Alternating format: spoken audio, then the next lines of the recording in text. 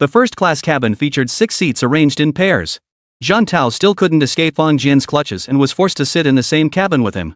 When the English announcement came on, Zhang Tao could understand most of it.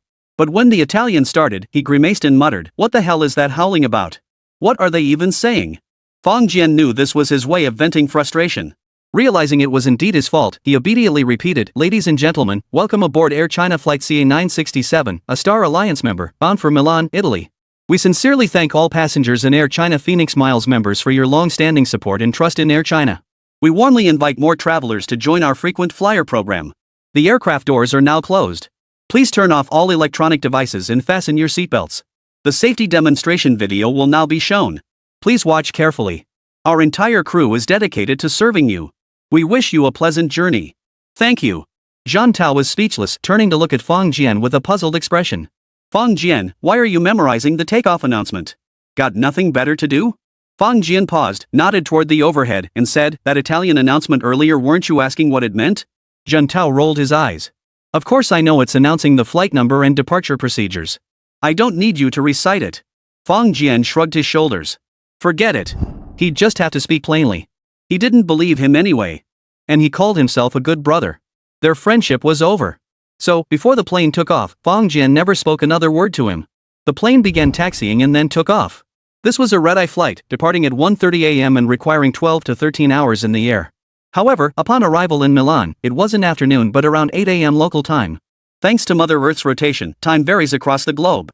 For the passengers on this flight, though, it was quite convenient. All they had to do was sleep, and when they opened their eyes, wow, they'd arrive at their destination.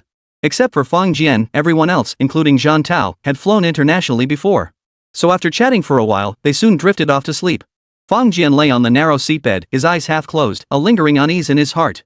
Sigh, airplanes though accidents are the least likely to happen.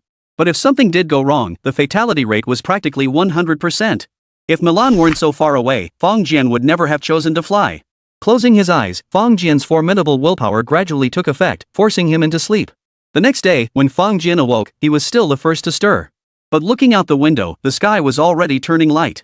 Martial artists possessed extraordinary physical resilience even after a sleepless night, their stamina far surpassed that of ordinary people. Moreover, having mastered the transformation of force, Fang Jian's stamina had reached the absolute peak of human endurance. After just 2 hours of sleep, he felt completely refreshed.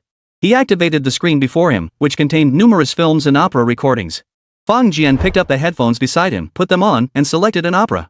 He hadn't paid attention to the opera's title, but when he started it and saw the male lead after a few minutes, he was startled to discover this man was none other than Pang Hua. However, the Pang Hua in the recording was nowhere near as overweight as he had seen him in person. In fact, he even looked somewhat handsome. Soon, Pang Hua's voice filled the air. Fang Jian closed his eyes and listened quietly. Hearing Pang Hua singing in this manner on an airplane was indeed a rare and peculiar experience. Still, it was worlds apart from the feeling of having Pang Hua sing right beside him. Still, it was more than enough to pass the time. After all, Fang Jian couldn't possibly practice martial arts here. Otherwise, he'd surely be kicked off the plane as a lunatic. Finally, the cabin gradually came alive as everyone slowly woke up. Zhang Tao opened his bleary eyes, glanced at Fang Jian, and said, "Hey, you didn't sleep at all last night." Fang Jian, multitasking, replied, "I slept for 2 hours, then heard a pig snoring nonstop right next to me." He tapped the screen in front of him and added, "If it weren't for this thing, I might have thrown you out." Zhang Tao snorted. "We shared a dorm. Want to ask Air and the others whose snoring was louder?" Back in college, they shared a 4-person dorm, with Fang Jian and Zhang Tao sharing bunk beds. Perhaps because they were from the same city, they clicked exceptionally well. As for the other 2 roommates, they'd long since gone their separate ways and rarely kept in touch. Mentioning their college days, both felt a pang of nostalgia. Moments later, Zhang Tao jumped up. "Go wash up. The breakfast they serve might not be enough for you. Grab a bite now to tide you over, we'll eat properly after landing." Soon, breakfast was served. Then, 2 extra slices of bread suddenly appeared in Fang Jian's breakfast. Luan Wani and Wang Donglian simultaneously offered their own slices. Fang Jian glanced at Zhang Tao, who was wearing an odd expression and stifling a laugh. Then he looked at the bread on his breakfast tray. "Should I eat this? Or eat this? Or eat this?" Chapter 153, An Invitation from La Scala. From dining to disembarking the plane, all the way through customs clearance, they encountered no difficulties whatsoever. However, while clearing customs, Fang Jian noticed that the customs officers here all wore stern expressions, never cracking a smile, as if everyone owed them $1 million. Such an attitude hardly seemed like serving the people. But then he realized they probably didn't have such a slogan to begin with, and he quickly let it go. No sooner had he reached the exit than he heard an enthusiastic cheer, "Mr. Fong! Mr. Fong! Mr. Fong!" The name was called 3 times in succession, each time differently. The first time it was in Italian, the second in English, and the third time, they simply switched to Mandarin. However, Fong Jian understood both Italian and English when they called out to him. But the third time they called out in Chinese. To be honest, without the prior Mr. Fong as a foundation, he genuinely wouldn't have understood. Turning his head, Fong Jian immediately spotted an old acquaintance. It was none other than Robert Smith, who had returned to Italy and claimed to be handling distribution for him. He was standing outside the exit, waving his arms vigorously, his face radiating excitement. Beside him were 3 foreigners, 2 Caucasians and 1 African American, all staring at Fong Jian with curious expressions. Fong Jian smiled faintly, but before he could speak, a graceful figure flitted past him. Wang Donglian had already stepped forward to greet him. Fong Jian paused, then understood. This agent really knows her job. "Mr. Robert, hello. Thank you for coming to pick me up." "Haha, it's my pleasure to see Mr. Fong first thing," Robert said with a broad smile. He shook hands with Wang Donglian briefly before shifting his focus back to Fong Jian. In his eyes, the young and beautiful Wang Donglian seemed far less appealing than the rugged Fong Jian. By then, Fong Jian and his group had emerged. Instead of blocking the exit, they stepped aside. Robert couldn't wait to introduce them in English. "Ms. Wang, please allow me to introduce these 3 gentlemen beside me, all renowned musicians from Milan. This is the principal pianist of La Scala Opera House, Clemence Dominique. This is the principal conductor of La Scala, Clara Ladine Beckley. This is the renowned tenor Tobias Clifford. And this is the renowned music producer, Charlotte Side." Wang Donglian smiled and repeated the introductions to Fong Jian. Fong Jian really wanted to tell her, "I understand." But after a moment's thought, he felt a bit embarrassed, so he simply kept smiling and watched her continue. After completing his introduction, Robert turned and announced loudly, "Ladies and gentlemen, this is Mr. Jian Fong, the greatest pianist from the mystical East." At first, Fong Jian smiled warmly, his cheeks flushing slightly. "The greatest pianist in the East? You're far too kind." But upon hearing the final line, his face darkened instantly. "You're the jerk, your whole family's jerks." But several girls couldn't help but chuckle. At that moment, the only solace Fong Jian could find was that his childhood persistence had led him to change his name from Fong Xiaojin to Fong Jian. Otherwise, "Little scum Fong?" A chill ran down Fong Jian's spine. Clemence Dominic stepped forward, extending his hand with a smile. "Mr. Jian Fong, it's a pleasure to meet you." Wang Donglian's delicate brows furrowed slightly. Even a fool could tell that the pianist was greeting Fong Jian. But the problem was, he wasn't speaking English, he was speaking Italian. Wang Donglian understood English and could converse fluently with others. She didn't understand Italian. After all, compared to English, Italian was a minor language rarely studied by anyone in China. Yet, just as she felt perplexed, Fong Jian stepped forward, extended his hand with a smile, and shook it gently. "Mr. Domenico, you may simply call me Mr. Fong." Dominique smiled. "Certainly, Mr. Fong. Upon learning of your visit to Milan, I was so excited I couldn't sleep all night. I am truly overjoyed. To hear so many of your beautiful piano compositions is simply the happiest thing in my life." "Thank you for your kind words," Fong Jian replied with a smile. "Truthfully, you are the true pianist. I've heard your name in China, and it's my honor to meet you." After speaking, Fong Jian suddenly sensed something amiss in the atmosphere. Turning his head, he saw Zhang Tao, Wang Donglian, Luan Wani, and the others staring at him with wide eyes, their expressions thick with utter disbelief. Damn it, did we hear that wrong? What on earth was Fong Jian saying just now? Truthfully, though, they couldn't understand what Dominique was saying. But even a fool could figure it out. He was praising Fong Jian and expressing his admiration and affection for him. That much was obvious. He was a pianist, a real pianist. After hearing the pieces composed by Fong Jian, even girls like Wang Donglian and Luan Wani, who had only been exposed to music, felt admiration. Needless to say, the true masters felt it even more.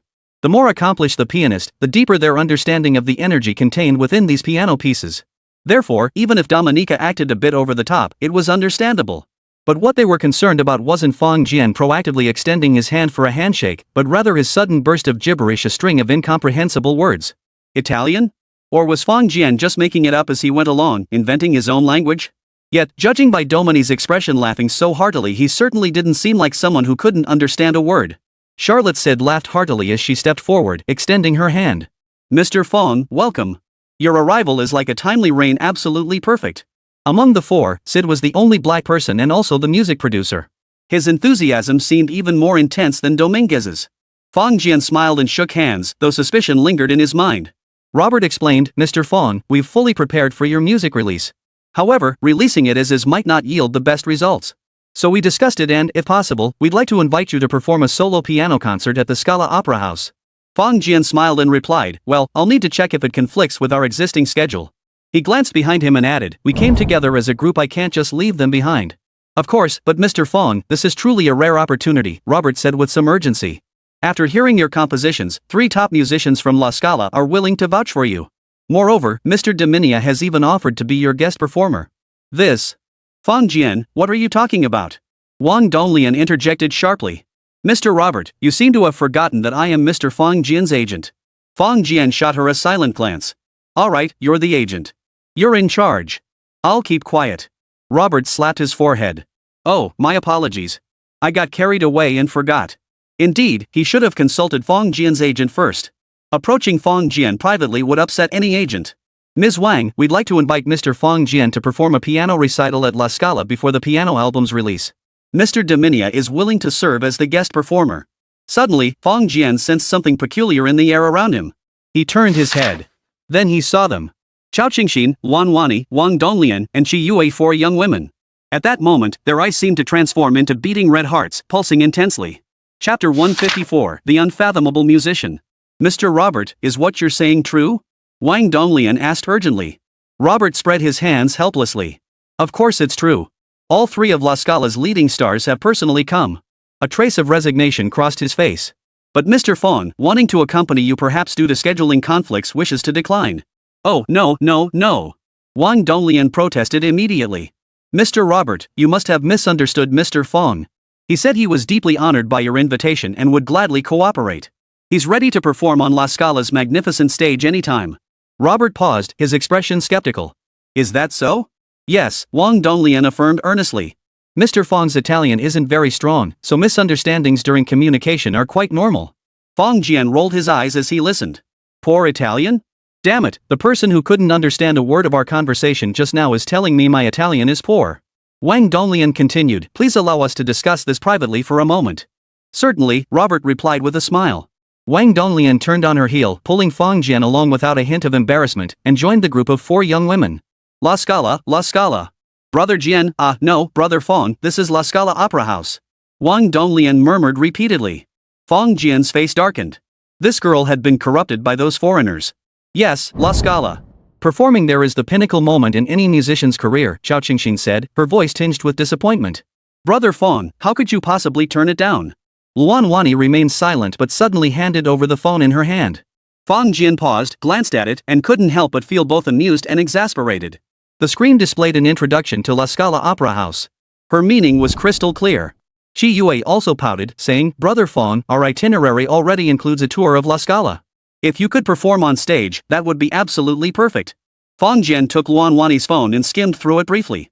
He finally understood the significance of Milan's La Scala Opera House in the hearts of musicians. There are many renowned opera houses in the world. For instance, the Sydney Opera House, the Bolshoi Theatre in Moscow, the Oslo Opera House in Norway, the Bayreuth Festival Theatre in Germany, and the Palais Garnier in Paris, France.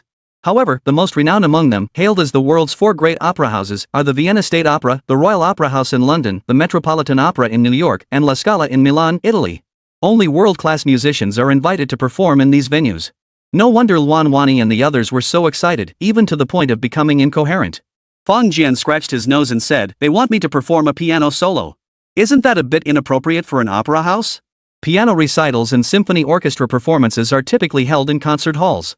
The most renowned of these is Vienna's Golden Hall. The 4 girls glared at him simultaneously, all thinking this guy was completely oblivious to his good fortune. While opera houses and concert halls aren't exactly the same thing, they're essentially similar venues. Performing a solo piano piece or a symphony in an opera house is actually quite common. If they had such an opportunity. No, even the professors at the Shanghai Conservatory would seize such an opportunity at any cost. But look at Fang Jian, he always wore that utterly indifferent expression, which was truly infuriating to witness. Fang, you absolutely have to participate in this performance. No discussion, Wang Donglian whispered. Fang Jian glanced at the girl's eager, watchful eyes and said, fine, I'll participate. Luan Wani suddenly interjected, Xiao Lian, Brother Fang's opera performance. Wang Donglian paused, then her eyes lit up. Brother Fang, leave the arrangements to me. You go rest at the hotel first. The girls nodded in unison, enthusiastically approving the suggestion. Fang Jian sighed helplessly, exchanged farewells with the other 2, and climbed into the car driven by Robert and the others. In the car, Zhang Tao leaned over and whispered, Fang Jian, when did you learn Italian? Fang Jian laughed heartily. You said we were coming to Italy, so I read a few books and picked it up. Zhang Tao rolled his eyes. Pfft, you're just making stuff up again, kid. Fang Jian was taken aback. What do you mean I'm making it up? Zhang Tao was speechless. He turned away, refusing to engage with this show-off any longer. In the other car, Wang Donglian and Robert were chatting happily. As they neared the hotel, Robert suddenly lowered his voice. Ms. Wang, if it's convenient, could you ask Mr. Fang Jian to come to the opera house this afternoon? Ha? Wang Donglian asked. Is there a problem? Although the gentlemen have praised Mr. Fang's compositions highly, they would prefer to hear him perform them firsthand. Wang Donglian smiled. That's only right. I'll make sure to arrange it with Mr. Fang. So, 2 o'clock this afternoon? Yes, 2 o'clock this afternoon. Although the recorded piece by Fang Jian had earned generous praise from these musicians, who had even invited him to perform at La Scala Opera House, they still felt uneasy until they witnessed Fang Jian perform in person. After all, Fang Jian was virtually unknown in the music world, making it hard to fully trust him. Soon, they arrived at the hotel. They booked 4 rooms. Zhang Tao and Xiao Qingxi naturally shared one room. After all, this was their honeymoon. Even if Fang Jian and the others were clueless, they wouldn't dare separate the couple during their hotel stay. Then, the 3 girls divided up the other 2 rooms. Fang Jian overheard them discussing privately that they seemed to be planning to squeeze into one room to sleep that night. As for the last room, it naturally belonged to Fang Jian. After checking into the hotel, they all headed to Fang Jian's room. Wang Donglian hurriedly explained, Brother Fang, Mr. Robert will pick us up at 1:30 p.m. to take us to La Scala Opera House. They want to see your playing skills for themselves. Zhang Tao yawned widely and scoffed, these foreigners. If they don't trust us, then forget it. Why bother sending my brother over? Shut up, Xiao Qingxin snapped. If you don't understand, keep quiet. This is a rare opportunity for Brother Fang. Don't mess it up. Zhang Tao was about to argue further, but when he saw the 4 young beauties glaring at him with 8 eyes, he immediately fell silent. He gave Fang Jian a look that said, take care, and said no more. Wang Donglian added, Brother Fang, we're heading out now. You should get some sleep. You probably didn't rest well on the plane. You absolutely need to be in top condition. She paused before adding, don't worry, we'll bring lunch in for you. Fang Jian's mouth twitched slightly. He'd been about to say he'd already slept 2 hours on the plane, which was plenty. But seeing how earnest they looked, he couldn't be bothered to argue. Zhang Tao laughed heartily. Bro, go get some sleep. I'll take them shopping. Shopping? Who has the heart for shopping right now? Xiao Qingxin shook her head. I need to notify Han's mother so she can share in the joy too. Zhang Tao was taken aback. Seriously? You were all chattering on the plane about hitting the shops the moment we landed. Ah, with music, shopping doesn't matter. We'll worry about that later. The girls chimed in unison. Zhang Tao was speechless. He glanced at Fang Jian, then stared up at the ceiling. Musicians, they're just too hard to understand. Chapter 155, Getting Rich. Lying in bed, sleep was nowhere in sight. Fang Jian turned on the TV and watched for hours. When Wang Donglian and the others brought lunch up at noon, they saw this scene. Their eyes held a mix of reproach and resentment. Fang Jian was utterly speechless. It was just a piano recital, something for the foreigners to watch.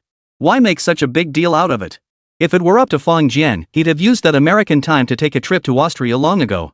Bringing those bearer bonds over, wouldn't that be more worthwhile? Unfortunately, the 4 girls traveling with him clearly didn't share his perspective. They placed immense importance on the opportunity to perform at La Scala Opera House. So during Fang Jian's sleep time, they didn't even go shopping. This behavior caused Fang Jian's perception of the girls to undergo a significant shift. It turns out that once women develop ambition, they can become even more driven than men. Although this career actually belonged to Fang Jian, seeing the 4 of them in full swing made him genuinely believe he had 4 agents instead of just one. At 1:30 p.m. sharp, Robert arrived. When it came to punctuality, one had to admit that Westerners were indeed a notch above their Chinese counterparts. Fang Jian and the others got into the car and headed to the opera house. La Scala Opera House was a 3-story building. Above the main entrance, a triangular pediment featured relief carvings, while 3 arched doorways below served as entrances. A balcony stood in the center, creating a grand, solemn, and dignified structure. As they walked, Robert shared insights about this magnificent structure. Only then did Fang Jian learn that it was a symbol of opera, especially Italian opera, and even of Italian music itself.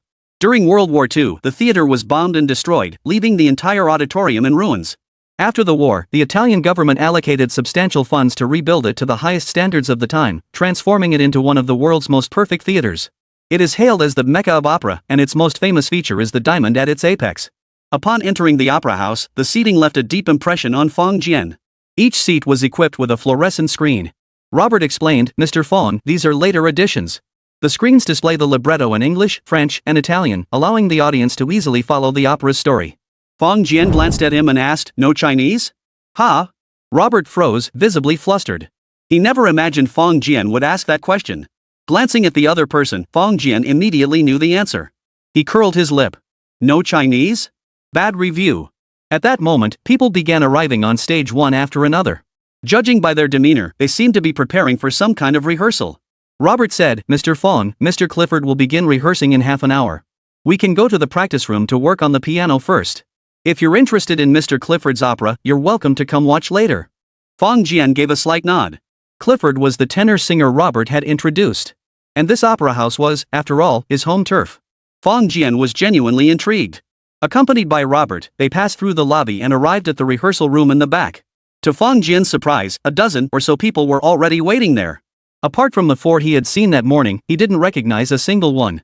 Robert cautiously introduced them one by one. Some were Milanese musicians, others were staff from the Grand Opera House. Fong Jian thought it made sense. It would be strange if no management were present. Dominia stepped forward to greet them. Among all present, he was the most enthusiastic toward Fong Jian, second only to Robert. Perhaps it was because he himself was a pianist, making him feel it most deeply. A piano stood in the room. Fong Jian approached the piano, sat down, and gently tapped the keys. This was a test of the sound before playing. Moments later, Fong Jian nodded in satisfaction.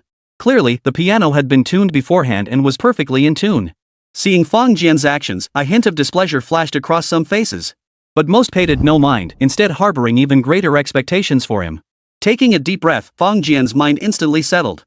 With so many people present, he resolved to give it his all. This time, he intended to perform an entirely new piece, one composed during discussions among 5 piano masters.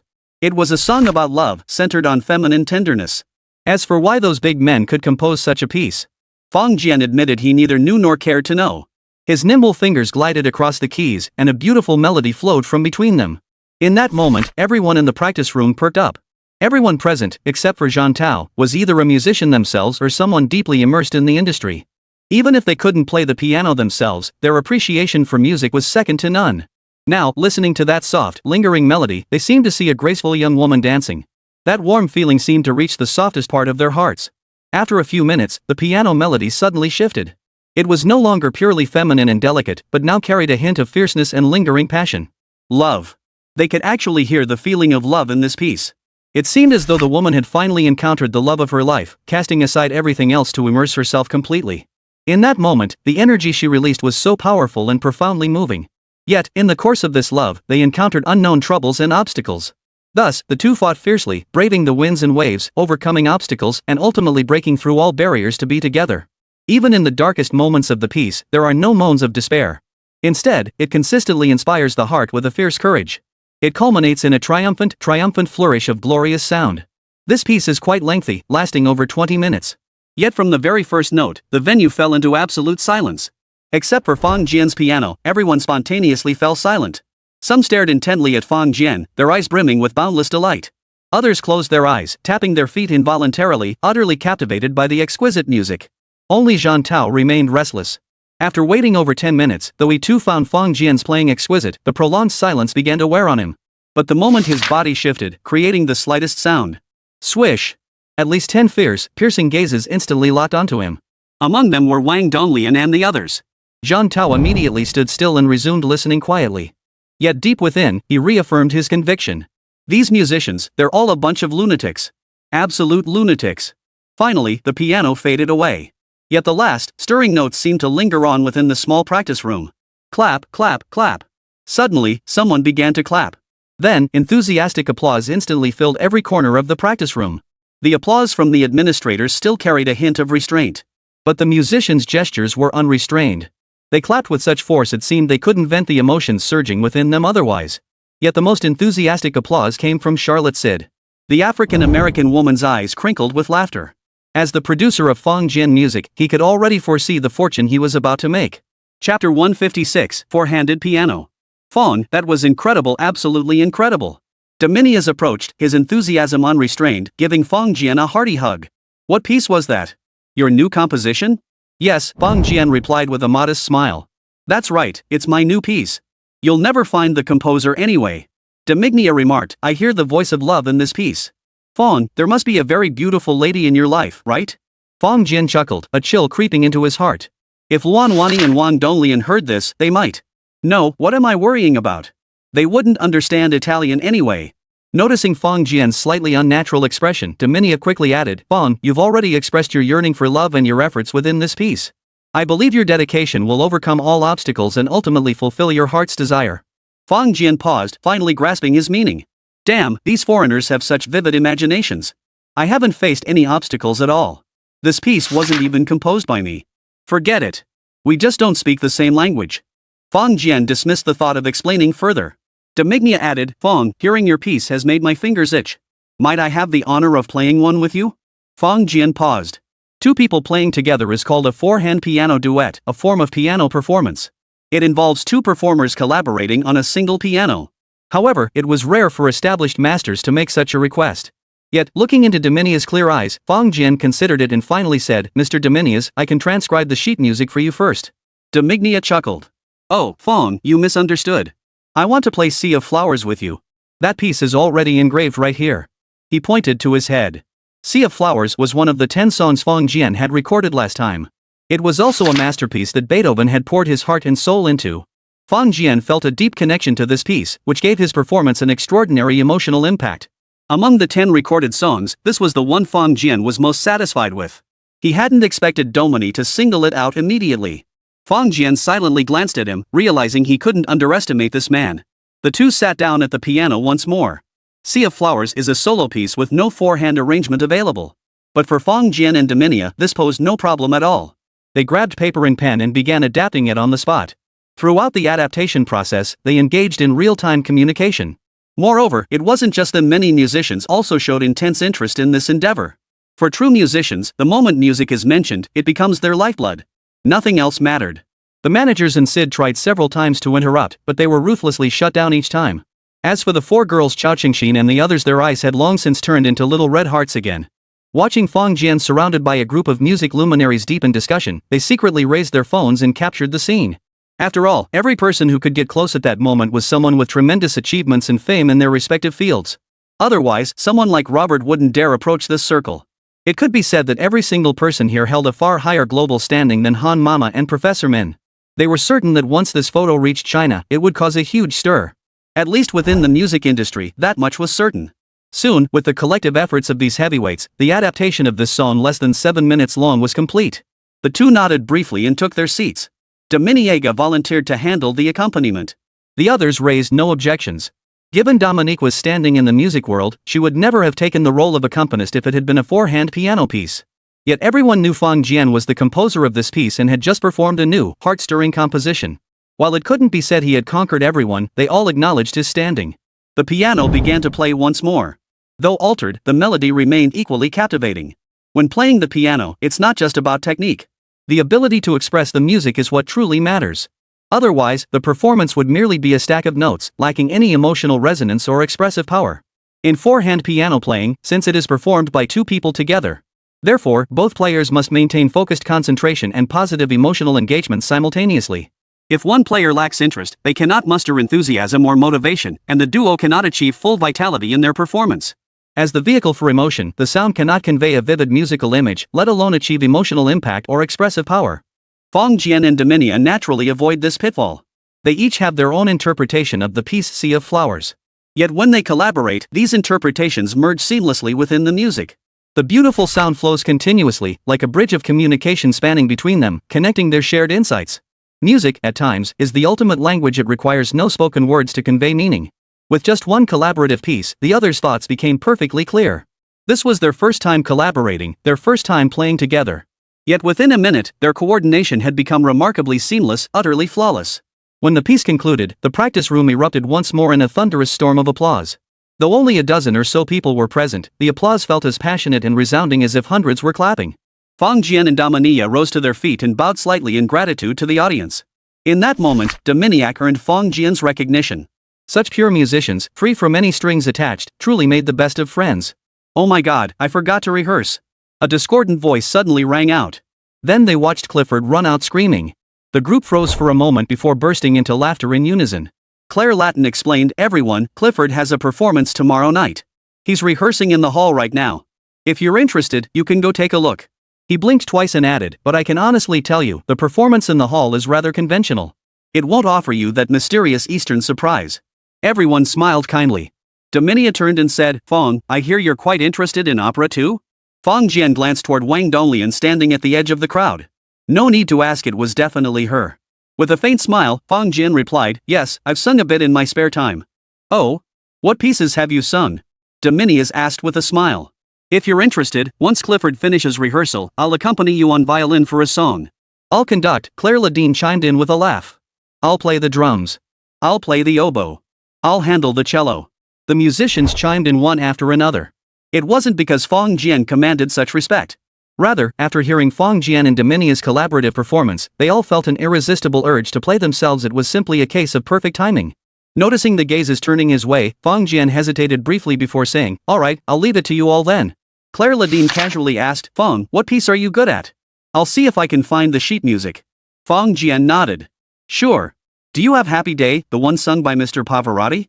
The practice room fell suddenly silent. All eyes converged on one spot once more. Fong Jian froze. What was this about? He furrowed his brow slightly and said, if not, O Sol Mio would work too. Claire Latin. Dominia. Robert. Sid. Are you serious? Chapter 157, The Only Voice. In the hall, majestic music resounded. Amidst the stirring strains, Clifford stood tall, mouth agape, singing with heartfelt passion. His voice carried immense power, reverberating throughout the entire hall, lingering long after it faded. Fong Jian listened silently, joining the applause with the crowd. Yet deep within, he felt a tinge of regret. This renowned tenor was indeed highly skilled, with commendable breath control. Compared to Professor Min from the Shanghai Conservatory of Music, he was certainly no less impressive. Yet it was a pity that when compared to the fatwa that Fong Jian had encountered. In martial arts, there's a saying, a hair's breadth of difference leads to a 1,000-mile error. Even if two martial artists differed by only a hair's breadth, when they clashed, it felt like a gap of 1,000 miles. Singing, when reaching its pinnacle, carries this same sensation. When certain vocal ranges or pitches are beyond others' reach but within my own, the distinction becomes starkly apparent. Pavarotti was hailed as the world's greatest tenor precisely because he could hit notes others couldn't reach. Most tenors may have fallen just short of his level. Yet that single thread separated the elite from the world's greatest. An hour later, Clifford stepped off the stage, his expression slightly weary. Though he hadn't sung continuously throughout the entire hour. But such a rehearsal was exhausting enough. A satisfied smile graced his face, for this rehearsal had achieved exactly the results he had anticipated.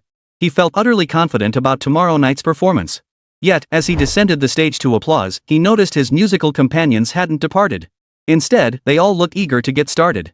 Not only that, but even the opera house administrators hadn't left. Well, not that they hadn't left, it was that more and more people kept arriving. Compared to the practice room earlier, there were at least twice as many people now. A look of suspicion crossed his face. What were all these people doing here? Clifford knew his singing was captivating, but surely a single rehearsal couldn't draw such a crowd. Claire Ladine clapped her hands and said, Clifford, your performance was truly excellent. Keep up the good work, you're bound to achieve great success. Thanks. Alright, you can take a break now. It's our turn.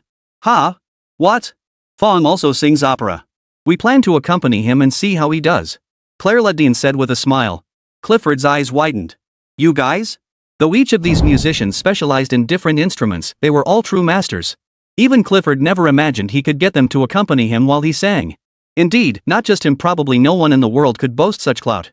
Claire Ladine shrugged her shoulders and said, Clifford, we all just heard such beautiful piano playing. We can't just leave without showing some appreciation. Clifford finally understood. Ah, so that's it.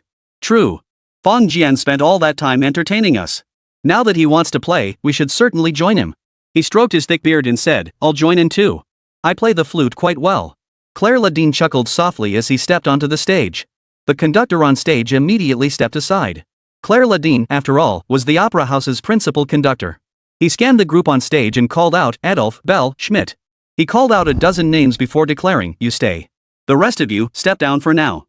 A stir rippled through the crowd, but soon, some began leaving their seats. Immediately, musicians from the rehearsal room began streaming forward to take the vacated seats. Not only were these musicians watching the rehearsal below, but those unaware of the situation wore looks of astonishment. Yet what dominated their expressions was an indescribable look of delight.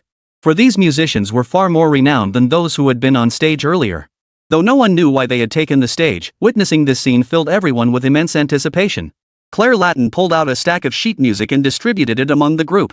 Clifford walked to the flute section and received his copy of the sheet music. But upon seeing the sheet music, his expression abruptly changed. "Oh my God, it's a happy day!" Clifford exclaimed. From the conductor's podium, Claire Ladine replied impassively, "Yes, dear Clifford, you've performed it before." A flicker of embarrassment crossed Clifford's face. He had indeed practiced it and performed it before. Unfortunately, when he had performed it before, he hadn't dared to take risks, so he had lowered the key to B flat. Though the performance was successful, it failed to fully capture the essence of the song. For him, it was a regret. Glancing at the sheet music in his hands, he looked at Fong Jian and asked, "Mr. Fong, are you planning to sing this song?" "Yes, I'm quite familiar with this song," Fong Jian replied honestly. "May I ask who your opera teacher was?" "Mr. Pavarotti." "Huh? What?" Clifford looked utterly bewildered. Was the other man speaking Italian? Fong Jian quickly explained, "I bought some videos of Mr. Pavarotti." "You mean you learned from videos?" Clifford's expression turned slightly peculiar. "Yes," Fong Jian replied with a smile. "But I think I've learned quite well." Clifford's lips twitched. Honestly, if he hadn't just heard Fong Jian's exquisite piano playing with his own ears, he'd be tempted to grab this madman and throw him out right then and there. Learning opera from videos and feeling pretty good about it? Yeah, right. But seeing his old friends all smiling around him, he shrugged his shoulders and stepped back. "Ah well, what can you do? We're all musicians here. For musicians, a little madness is perfectly normal, isn't it? Let's just play along with this musical genius." Out of respect for top-tier musicians, Clifford swallowed his grievances whole. Claire Latin raised her baton high.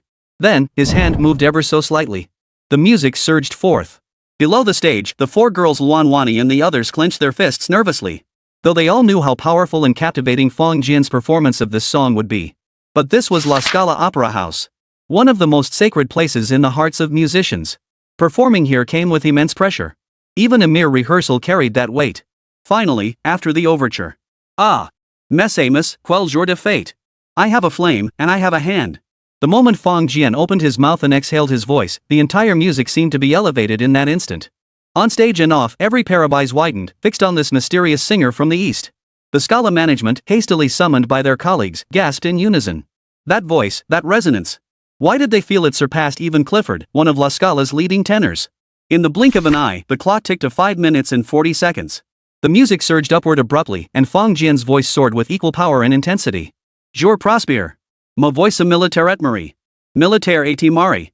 High notes, one after another, until the legendary ninth high note appeared. The sound soared several stories high, resonating richly throughout the hall. The entire world seemed to hold nothing but this one sound. The soul, singular one. Chapter 158, Talented people can be proud. Clap. Suddenly, thunderous applause erupted throughout the hall. Not only the audience below, but even the performers on stage found themselves clapping with all their might. Hearing this sound, soaring to its absolute peak, everyone's emotions were stirred to the core. Only after a long while did the applause gradually subside. Clifford strode forward, clasping Fong Jian's hand tightly. "Fong, I'm so sorry I doubted you just now. Your performance has left me utterly amazed." Fong Jian smiled faintly. "You flatter me." No, I'm not exaggerating at all," he exclaimed, spreading his arms wide in dramatic gesture. "Hearing your voice, I felt as though I were seeing Mr. Pavarotti himself. Good heavens, your voice is even broader and more beautiful than his." Yes, in that moment, I felt like I was hearing that voice from 30 or 40 years ago. I too thought Mr. Pavarotti had been reborn.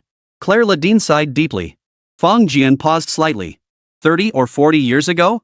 Calculating the time, that would have been precisely when Pavarotti was at his peak. Back then, his voice, his phrasing, and his command of emotion were all at their absolute peak. It was during that period that he earned the title of the world's foremost tenor. In the years that followed, though his technique never declined. However, as his physical condition inevitably declined, certain notes became permanently out of reach. This remains a profound regret for all music lovers. Claire Ladin, having heard Mr. Pavarotti's voice during his peak years spanning 3 or 4 decades, was undoubtedly a super veteran of this opera house. The musicians all sighed with emotion, but this time, the gaze they directed at Fong Jian was different. That exquisite piano piece alone had earned him the respect and admiration of everyone present. Now, having demonstrated an even higher level of vocal artistry, his standing had risen further, placing him on par with anyone in this circle. Yet Fong Jian found their enthusiasm somewhat overwhelming. Declining their requests for another song, Fong Jian excused himself, citing fatigue from a 13-hour flight, and led the group back to the hotel. But just before they left, Clifford insisted on inviting Fong Jian to attend the performance the following evening. He even tentatively proposed collaborating with Fong Jian to co-produce an opera. Fong Jian naturally declined in every possible way. His trip to Europe was merely a token gesture. His primary purpose was to stroll through Austria and retrieve the bearer bonds hidden in the farmstead. At most, he might accompany Luan Wani and the others on a shopping spree that was the extent of it. But after arriving in Milan, Wang Donglian and the others persuaded him to participate in some piano recital. Fong Jian did have a fondness for the piano. He was happy to occasionally play a few pieces, sharing the beautiful music composed by Beethoven and others with the world. But asking him to perform opera on stage? He was here to have fun, not to work. Back at the hotel, this time not only Robert had come, but Sid had tagged along too. This time, his attitude toward Fong Jian had undergone a complete 180-degree shift. When they first met at the airport, Sid had been polite yet reserved toward Fong Jian, even harboring a hint of doubt. After all, Fong Jian was not only an Asian man, but his age also seemed unlikely for someone capable of composing such beautiful music. Deep down, he harbored some doubts. But after witnessing Fong Jian and Dominique's joint performance, he knew he had struck gold. At that moment, his enthusiasm toward Fong Jian had already reached its peak. But now, in Sid's eyes, Fong Jian was no longer just a person. He was a living, breathing, walking gold mine. He could already envision the staggering profits and liras that would flow his way when Fong Jian's name echoed across the globe as a renowned tenor. The finest pianist, the finest tenor. Either title alone could make someone famous enough to light up half the sky. Combined, their power would be comparable to a nuclear bomb. Sid was convinced that with his networking skills, he could rake in a fortune. Thus, he bustled about serving the group with eager diligence, not feeling the slightest bit diminished. At dinner, Fong Jian ordered 3 portions of steak. There was no helping it, his appetite was huge these days, and eating less than that always left him feeling hollow inside. While searching online, Chi Yue suggested, "Everyone, how about we go see the sunrise at Milan Cathedral tomorrow morning?" "Sounds great. I've heard the view of the cathedral at sunrise is absolutely breathtaking." Wang Donglian nodded enthusiastically. Luan Wani also smiled and nodded, her gaze shifting toward Chao Qingxin. Zhang Tao quickly interjected, "Oh come on, what's so great about sunrise? Haven't we seen plenty of sunrises over mountains and seas? Let's save our energy, we've got shopping planned for tomorrow morning." Fong Jian wholeheartedly agreed. When it came to mountains and rivers, what place could compare to China's vast and rich landscapes? Many people today haven't even explored all the scenic spots in their own country, yet they spend all day dreaming of traveling abroad. As if that somehow made them superior. Fong Jian couldn't care less about that. He'd rather rest a bit longer and go shopping than put himself through that hassle. Of course, if this were one of China's famous 5 great mountains, he might be interested in rising early to watch the sunrise. As for cathedrals and such? Ha! Wang Donglian's eyes twinkled as she said, "All right then, all 6 of us will vote. The minority follows the majority. Hands up if you want to go to the cathedral tomorrow morning to watch the sunrise." As she spoke, her hand shot up high. Chi Yue and Luan Wani giggled as they raised their hands too. Chao Qingxin glanced at Zhang Tao, covered her mouth, and raised her hand. Thus, Zhang Tao, feeling utterly powerless, reluctantly raised his hand as well. Fong Jian rolled his eyes. "This is called coercing people in the name of nationality, right?" Wang Donglian immediately leaned in, her big eyes blinking at Fong Jian. Sighing helplessly, Fong Jian said, "All right, go ahead." "Yay!" The girls giggled and laughed. Fong Jian and Zhang Tao exchanged a speechless look. Suddenly, a phone rang. Wang Donglian glanced at it and answered. Moments later, her eyes lit up. "Brother Fong, good news." "Ah? What is it?" "Robert called. He said someone wants to see you." "Who?" "Mr. Pansy Cleveland," Wang Donglian said hurriedly. "He's one of the managers at the Metropolitan Opera in the United States." "Wow, the Metropolitan Opera House, one of the 4 great opera houses." Chi Yue exclaimed in admiration. "Among the 4 major opera houses, 3 are in Europe and 1 is in the Americas." The Metropolitan Opera in New York, however, due to the nation's formidable influence, held the 4th position in ranking yet possessed a growing, subtle tendency to surpass the top 3 in actual impact. Fong Jian curled his lip and said, "Never heard of him." Wang Donglian froze, glaring at him. "He was there when you sang today. What do you think he wants?" Fong Jian shrugged indifferently. "What's there to guess? He probably wants to invite me to perform." "Exactly." Wang Donglian nodded emphatically. "Brother Fong, take this seriously. This is the Metropolitan Opera in New York, after all." Fong Jian glanced at her and said flatly, "This place is practically the Milan Scala Opera House. If I were going to perform, why would I choose to go all the way to New York instead of doing it right here? I'm not exactly idle." The 4 girls froze, exchanging bewildered glances. Yeah, Fong Jian made perfect sense. But why did it make us feel so bitter? Ah, talented people can be so reckless, doing whatever they please. Chapter 159, The Frenzy of the Balcony. At dawn, the sun rose slowly from behind Milan Cathedral. Then, amidst that intoxicating glow of dawn, a great flock of pigeons took flight. Flapping their wings, they adorned the serene and beautiful sky, captivating all who witnessed it. Fang Jian gazed at the sky, feeling moved. Wang Donglian and the others' choice did make some sense. Waking up to witness such beauty made the journey worthwhile. But imagine a different setting. Watching the sunrise in the mountains or by the sea, though the scenery would be different, would still evoke a breathtakingly beautiful feeling. So beautiful. Wang Donglian clasped her hands over her heart, her eyes squinting in delight. Zhang Tao yawned widely, his eyes still heavy with sleep. What's so beautiful about it? It's just the sun rising. The girls exchanged furious glances. Was this guy here just to ruin the mood?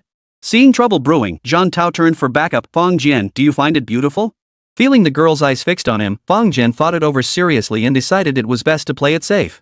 He cleared his throat softly and said, any sunrise in this world is beautiful. Why? Qi Yue asked, sounding a bit annoyed.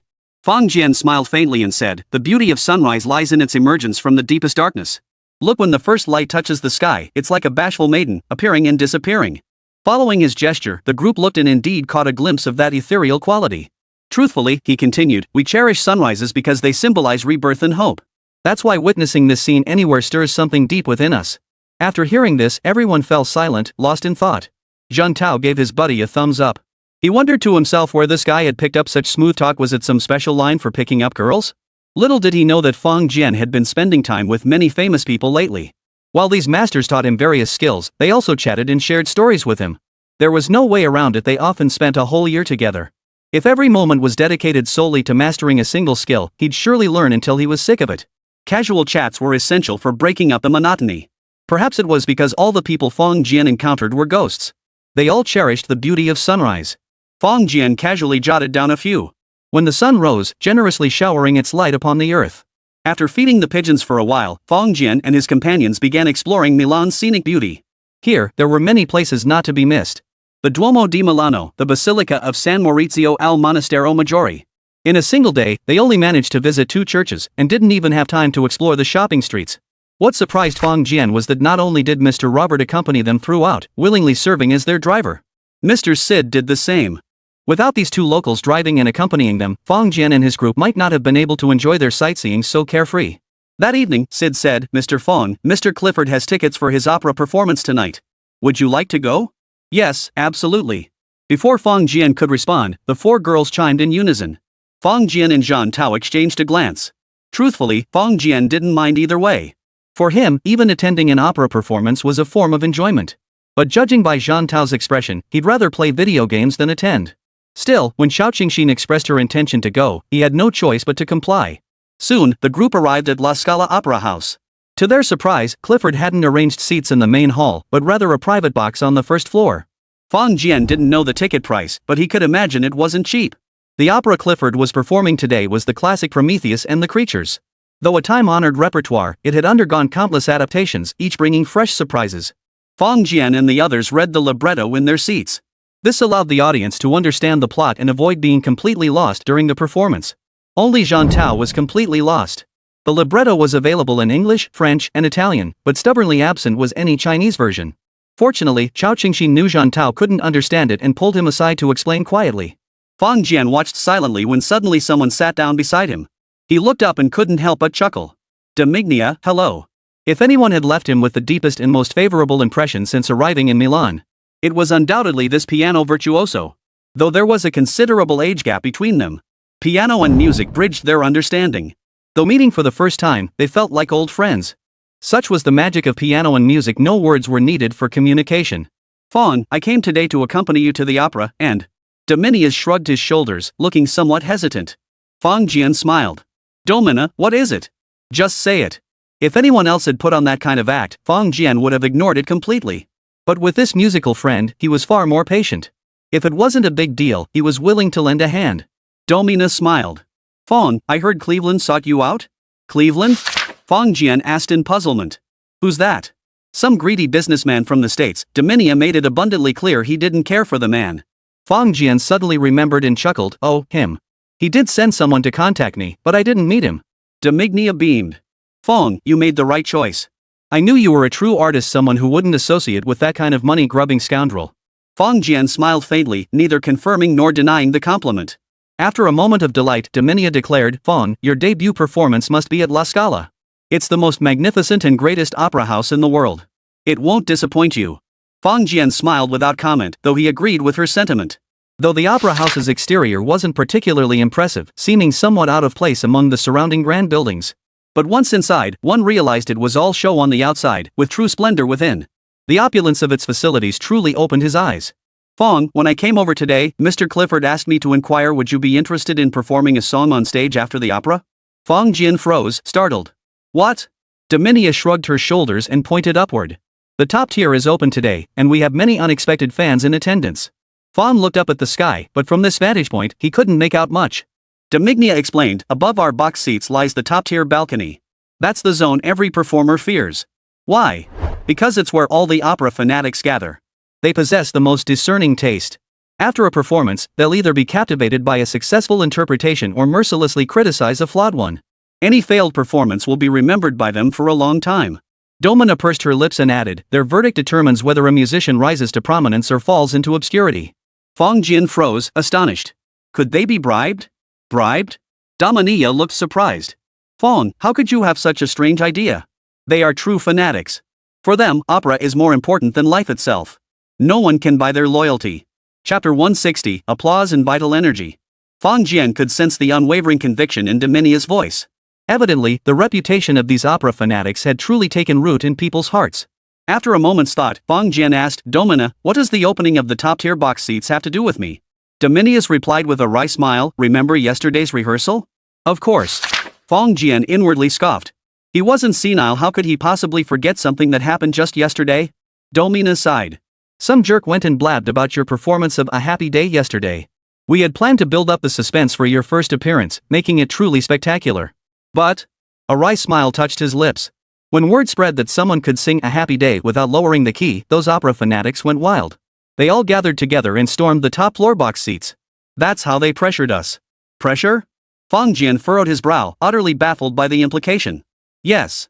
Using their opera fan connections, they reached out to management demanding to hear A Happy Day sung without lowering the key. Dominius shrugged his shoulders. Management told us either find a way to get you up there to sing it and accept their applause, or... Fang Jian chuckled dryly. So it seems you actually have a solution, right? Domignia's mouth twitched slightly as she replied slowly, wrong. We must fulfill the demands of these passionate opera fans.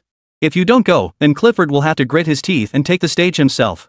Fang Jian's eyebrows shot up, a flicker of surprise crossing his eyes. Mr. Clifford singing A Happy Day without lowering the key? Fang Jian thought the management of La Scala Opera House were all idiots. He had heard Mr. Clifford sing yesterday and knew the man possessed formidable talent. But asking him to sing this song without lowering the key was asking the impossible. It wasn't that it was impossible to accomplish. But in the process of performing it, there was a high probability of flaws even off-key notes. Yes, if you refuse to go up there, then Clifford will have to take the stage himself, Domini said helplessly. He's our Scala's leading tenor, this responsibility cannot be shirked. Fang Jian rolled his eyes. Can't refuse? I can't, Domini said with a wry smile. You have no idea how long opera lovers have been waiting for an untransposed rendition of Un Giorno Felice. Ever since Mr. Pavarotti's health began to decline, no one has been able to perform this song flawlessly at La Scala. Fang Jian fell silent. He had a vague feeling that if Mr. Pavarotti were here now, the great tenor would surely ask him to take the stage. Domignia continued, Fang, I don't want to pressure you. But the reality is, either you go up there and receive flowers and applause after your performance, or Clifford goes up and faces humiliation afterward. He patted Fang Jian's shoulder. The opera performance is about to begin. Think it over carefully. If you're willing to go on stage, just send someone to notify me anytime. Watching Dominia walk away, Fang Jian remained silent, deep in thought. Brother Fang, why don't you go up and sing a song? Qi Yue suddenly suggested. Luan Wani thought for a moment before adding, Brother Fang, how are you feeling right now? If you don't feel up to it, just decline. Qi Yue gasped, oh, right. To perform this song perfectly, you need to be in top form. But Brother Fang, you've been running around all day, you must be exhausted. Yeah, Mr. Dominia should have notified us earlier. Performing in this state is too risky. Wang Donglian joined in with a hint of reproach. Indeed, delivering a flawless performance of this song was no easy feat. Even Pavarotti couldn't just pick it up and sing it. If one's body is fatigued, even if they can sing it, the effect won't be great. Managing to get by and delivering a flawless performance are two entirely different matters. Fang Jian smiled faintly. Their concern for him was perfectly understandable. But they didn't know that after entering the realm of transformed energy, his physical capabilities had reached the limits of human potential. Accompanying them for a day was nothing. Even if it were 3 days and 3 nights of shopping, he was confident he could deliver a flawless performance the moment he stepped on stage. Of course, such an approach might seem outrageous, and Fong Jian wasn't inclined to be that dramatic.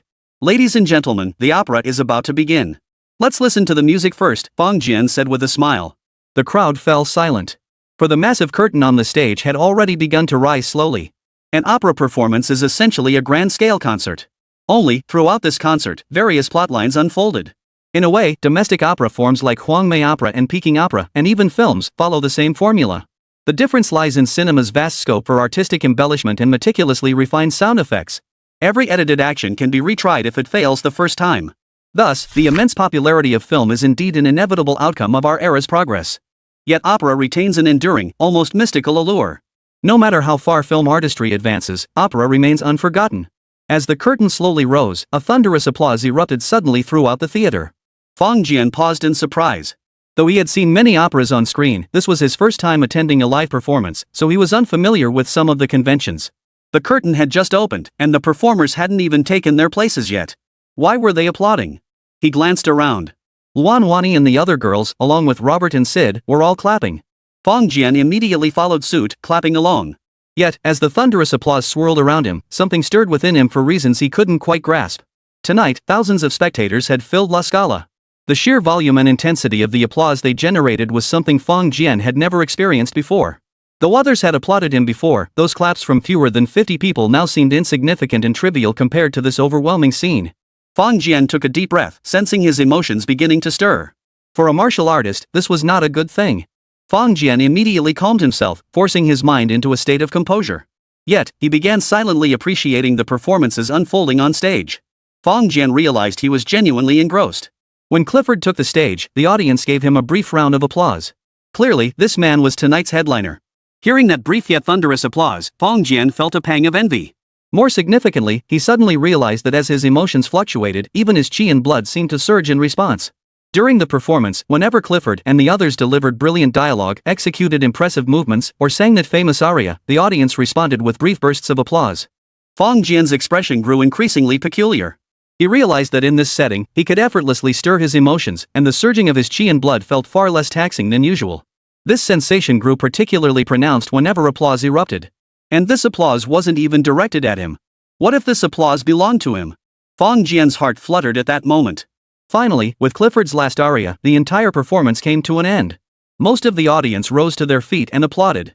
At that moment, Fong Jian noticed that the gazes of nearly everyone in the box seats had simultaneously turned toward him. Chapter 161, The Bigwigs Take the Stage. Generally speaking, when an opera concludes, if the audience felt the performance was satisfactory, they would rise to their feet and applaud the curtain call. In most cases, the audience wouldn't hold back their cheers and applause either. Moreover, if they found the performance truly outstanding, they wouldn't leave immediately. Instead, they'd wait for the cast to take their bows on stage before departing. By convention, the performers would return for 2 or 3 curtain calls. Of course, if the performance is mediocre, such performers would likely never get another chance to take the stage. But right now, Fong Jian couldn't spare a thought for applause. Though the eyes fixed upon him remained silent, Fong Jian could sense the intense anticipation burning within them. After a moment's thought, Fong Jian turned and said, "Mr. Robert, please inform Mr. Dominia that I am willing to perform on stage but only one song." "Certainly." Robert clearly had this prepared in advance. He immediately stood up and walked out of the box. Sid's eyes couldn't help but sparkle with delight. Today was the day Fong would formally step onto the world stage, a day to be remembered by all. Too bad there wasn't any alcohol nearby. Sid immediately pulled out his phone and contacted one of his assistants. They say Westerners are so punctual at work and never work after hours. That's all bull. That's only because they haven't been paid enough. If you pay them well enough, they'd practically camp out at your door 24/7, ready to handle anything for you. The audience's applause rolled in like a tidal wave, lingering long after the performance ended. At this point, the lead actors, director, and conductor would typically take the stage to thank the audience for their enthusiastic applause. But today, things were clearly different. The closed curtain swiftly opened once more. To the astonishment of most in the audience, it wasn't the actors who appeared on stage. Instead, an orchestra emerged from behind the curtain and took center stage. The applause grew sparse and faint, eventually fading into complete silence. Many in the audience, who had seen operas their entire lives, had never witnessed such an unusual approach. They exchanged puzzled glances, their eyes filled with confusion.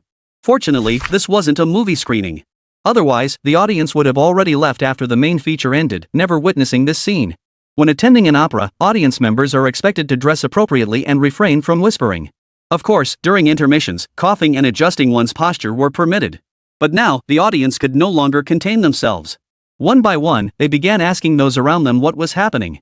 Meanwhile, Fang Jian, accompanied by Dominique and Claire Ladine, had already made his way backstage. The first order of business backstage was to change into formal attire and apply makeup.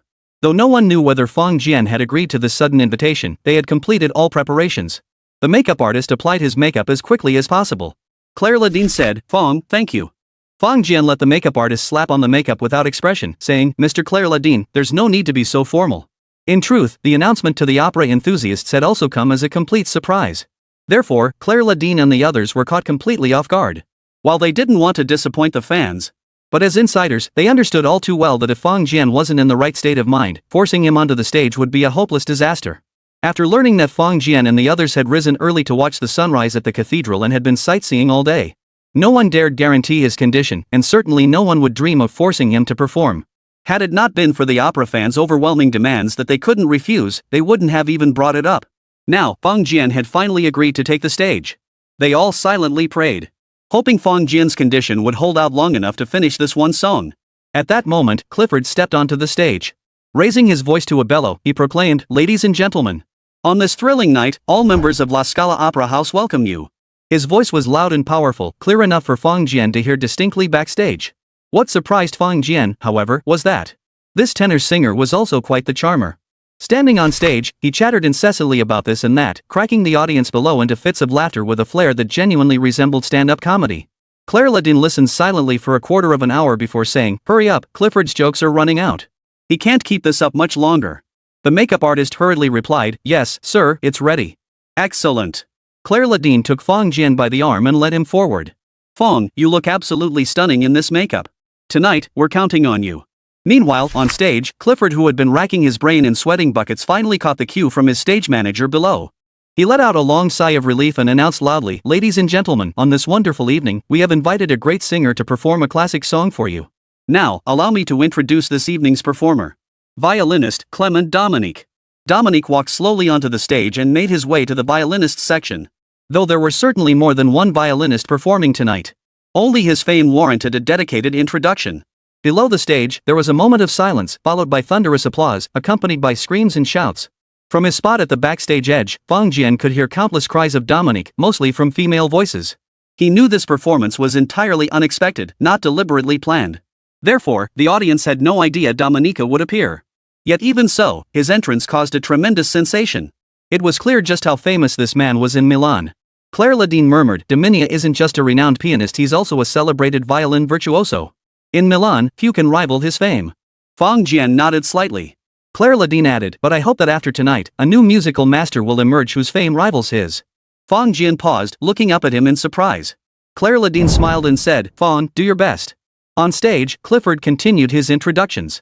Each name he called out was met with a wave of cheers. Of course, these cheers still paled in comparison to those for Dominia. Fang Jian noticed that everyone who had accompanied him that afternoon was present. Fang Jian furrowed his brow. What was going on?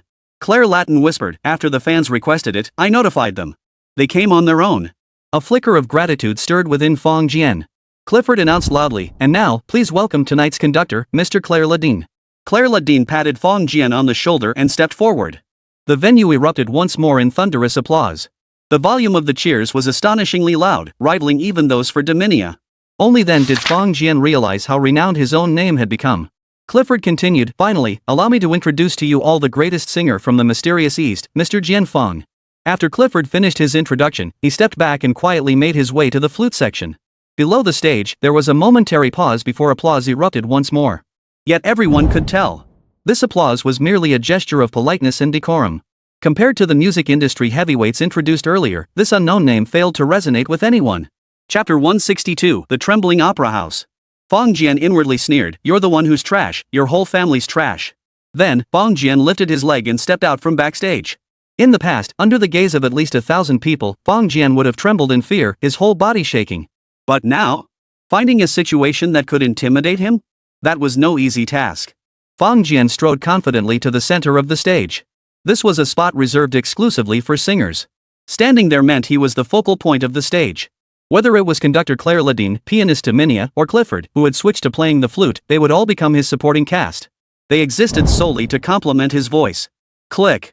The spotlight fell upon him, yet Fong Jian's face showed not a trace of fear. In the box seats, Wan Wani and the other girls finally breathed a sigh of relief. They all knew this was Fong Jian's first time on stage. And his very first performance was at such a grand occasion. Therefore, they had been anxiously wondering if he might show signs of stage fright. For a complete newcomer, such a reaction wouldn't have been surprising. Yet, while his performance left them utterly astonished, it didn't feel entirely unexpected. Perhaps too many miracles had already unfolded in this man's life. So even if Fong Jian performed exceptionally well, they wouldn't be shocked anymore. Wang Donglian clenched her fists, murmuring, "Hang in there." Beside her, Wan Wani frowned slightly. She wanted to give Wang Donglian a gentle tap. The little girl was squeezing her hand so hard it hurt. But seeing Wang Donglian's face, tense beyond measure, Wan Wani lowered her raised hand. Then, she turned her gaze back to the stage. At this moment, she too was incredibly nervous. In the box, Sid's eyes narrowed to slits. His heart was filled with joy. He had already decided that upon returning, he would release the 10 piano pieces recorded by Fong Jian at the fastest possible pace. He could already foresee the frenzied sales that would bring him immense wealth. Fong Jian turned halfway, bowing slightly toward the conductor and musicians. Then he turned to face the audience. Claire Ledeen returned the slight bow before straightening up. She raised her baton high and gave it a gentle flick. A beautiful melody instantly filled the air. In truth, at this very moment, the vast majority of the audience below were utterly bewildered. Instead of ending immediately after tonight's opera performance, an extraordinary introduction session began. Moreover, every musician introduced was among the finest in Milan. To witness them appear together on stage was nothing short of incredible. Indeed, the discerning audience members knew this was practically impossible. Yet here it was, unfolding before their very eyes. More astonishingly, they were all accompanying an unfamiliar Eastern man, a figure utterly unknown to them. Who was this Eastern man? What song does he intend to sing? Oh, right, what song does he intend to sing? It suddenly dawned on everyone that Clifford hadn't even introduced which song he was going to sing. That big fat guy was truly despicable. Yet the moment the music began, astonishment spread across most of the audience's faces. In this day and age, those who still came to the opera house to enjoy performances were essentially true devotees. While they might not be experts on opera, they at least recognized the most famous pieces. Hearing this familiar melody and voice, they began to suspect something. But precisely because they had guessed, they were all the more astonished. A joyful day. This song hadn't been performed at La Scala for many years. Especially after that man performed it flawlessly with such overwhelming power, few dared to take it on. If Mount Everest did not exist in this world, then K2 and the Karakoram range would become the first target countless people would strive to conquer. But precisely because Mount Everest exists, the world's second highest peak remains obscure. People always remember the first, while the second receives little attention. Thus, before possessing abilities surpassing those of Mr. Pavarotti, no one dared to challenge this song at La Scala Opera House. Yet here they were, listening to this piece performed by a collective of musicians. Those who did not understand remained oblivious, while those who did trembled slightly. In the upper balcony, 100 or so people were gathered. They had been seated, appreciating the performance. Even after Mr. Clifford's final aria concluded, the majority remained seated. Though they eventually offered enthusiastic applause, there were no leaping cheers or shouts. But now, the moment that familiar melody began to play, nearly all of the 100 or so people present rose to their feet. Their eyes brimmed with anticipation. Was that rumor true? The answer would soon be revealed. Finally, Fong Jian spoke. The moment he opened his mouth, his resonant, thunderous voice reverberated throughout the opera house. Pour mon âme quel destin. I have a flame, and I have a hand. Prosperous day. My voice is that of a soldier and a husband. Militaire et mari. The voice was so high and powerful that it instantly filled every corner. No drop in pitch, no drop in pitch. On the top balcony, those who had been seated rose involuntarily. All these years, ever since that man stopped singing this song, they had heard it performed a few times, but each time, it was played in a lowered key. They all understood it was due to the singer's diminished ability. Yet they still felt a sense of regret. Over the years, they had nearly abandoned this longing. They no longer dared hope anyone could recreate that man's glory here. But today, this mysterious guest from the East brought them a tremendous surprise. What a powerful voice, it feels so familiar. This voice, no falsetto, no use of falsetto. It's metallic. That's the sound of metal. Such penetrating power, it reminds me of that man. The whispering is forbidden during an opera performance. But that doesn't stop them from murmuring to themselves. At this moment, every heart was lifted by that voice. Finally, the thrilling 5:40 mark arrived. The song's climax erupted from Fong Jian's mouth, a cascade of soaring notes unleashed with earth-shaking force. Pour mon âme quel destin. I have a flame, and I have a hand. My voice is soldier and husband. My voice is that of a soldier and a husband. That intense, suffocating, lyrical aria rolled on like the mighty currents of a great river. When the final note faded, the entire opera house fell silent. Then, like a volcano suppressed for years, perpetually on the brink of eruption, finally finding an outlet, the violent eruption erupted. A deafening storm of applause, piercing screams, and sky-piercing cheers shook the entire opera house to its foundations. Chapter 163. 3 curtains calls were not enough. Fong Jian drew a deep breath. He could feel it clearly. As this colossal sound erupted, as if capable of splitting the heavens themselves, his emotions surged to their zenith. His qi and blood surged through his body at breakneck speed. As his emotions intensified, the flow of qi and blood grew ever more powerful. Then, Fong Jian began to channel the flow of his qi and blood toward his lower abdomen, the dantian. Beyond transforming energy lay the essence of energy. The goal was to bring the mercury-like qi and blood to a boiling point, then condense it within the dantian, much like refining an inner golden core. But achieving this was no simple feat. Stimulating qi and blood was a fundamental skill all Huatian masters could master. But pushing it to its absolute limit? That was another story entirely. For the more powerful one becomes, the greater their mastery over their own strength and vital energy. This mastery extends to one's emotions as well. Fong Jian could now effortlessly maintain a state of calm composure at any moment. Even if he wanted to unleash his emotions, they couldn't be particularly intense. Playing the piano and singing allow him to channel his emotions into his artistry. However, harnessing this emotional force to achieve the transformation of energy was already his limit. To advance further, to harness emotions to drive vital energy and reach a more intense level. Fong Jian had long since abandoned such ambitions. His original plan was to follow teacher Li Shuwen's example and accumulate slowly. As long as he practiced diligently every day without ceasing, the day would eventually come when his efforts would accumulate into something substantial. Yet, at this very moment, Fong Jian sensed it. The emotions he had once deemed impossible to break through began stirring more intensely after this performance, fueled by the roaring cheers of countless spectators. No, it wasn't merely stirring anymore, it was resonance. A state of resonance beyond words. A sudden thought flashed through Fong Jian's mind. Singing alone could help him enter the realm of transformed energy. Then, performing on such a grand stage and receiving the audience's cheers, could this opportunity propel him to an even higher level? A flicker of resolve stirred within Fong Jian. Letting go of his inhibitions, he took a sudden step forward, spreading his arms wide toward the sky. In that instant, the emotions he could sense intensified dramatically. His qi and blood surged upward, and a sheen of sweat broke out across his body. Fong, your performance was incredible. A voice brimming with delight rang out. Clifford tossed aside his flute and embraced him.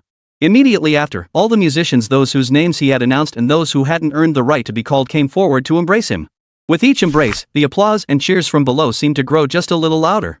Finally, the grand curtains hanging on either side slowly drew to a close. Yet Fong Jian could still hear clearly that even with the curtains drawn, they were now separated from the audience's view. But the applause and cheers and screams not only didn't stop, they only grew louder. Claire Latin patted Fong Jian on the shoulder and said, "Let's go." "All right." Fong Jian turned and headed toward the backstage area. "No, no, no," several voices cried out simultaneously. Dominguez and Clifford stepped forward to grab him. "Fong, you're going the wrong way. It's over there." Fong Jian glanced in the direction they pointed and froze. That direction, wasn't that the curtain? Claire Latin pressed a hand to her forehead, a helpless smile on her face. "Fong, according to protocol, we have to go back out for another curtain call until the audience's applause has completely died down." Fong Jian froze. There was such a rule? Domina explained quietly, and only then did Fong Jian understand. After the opera concluded, the audience would make a choice based on their satisfaction with the performance. If it was merely average, they would offer polite applause, but it wouldn't last long as people would soon begin leaving. However, if the audience was thoroughly delighted with the performance, then at the curtain call, they would give continuous applause plus stand up plus cheer.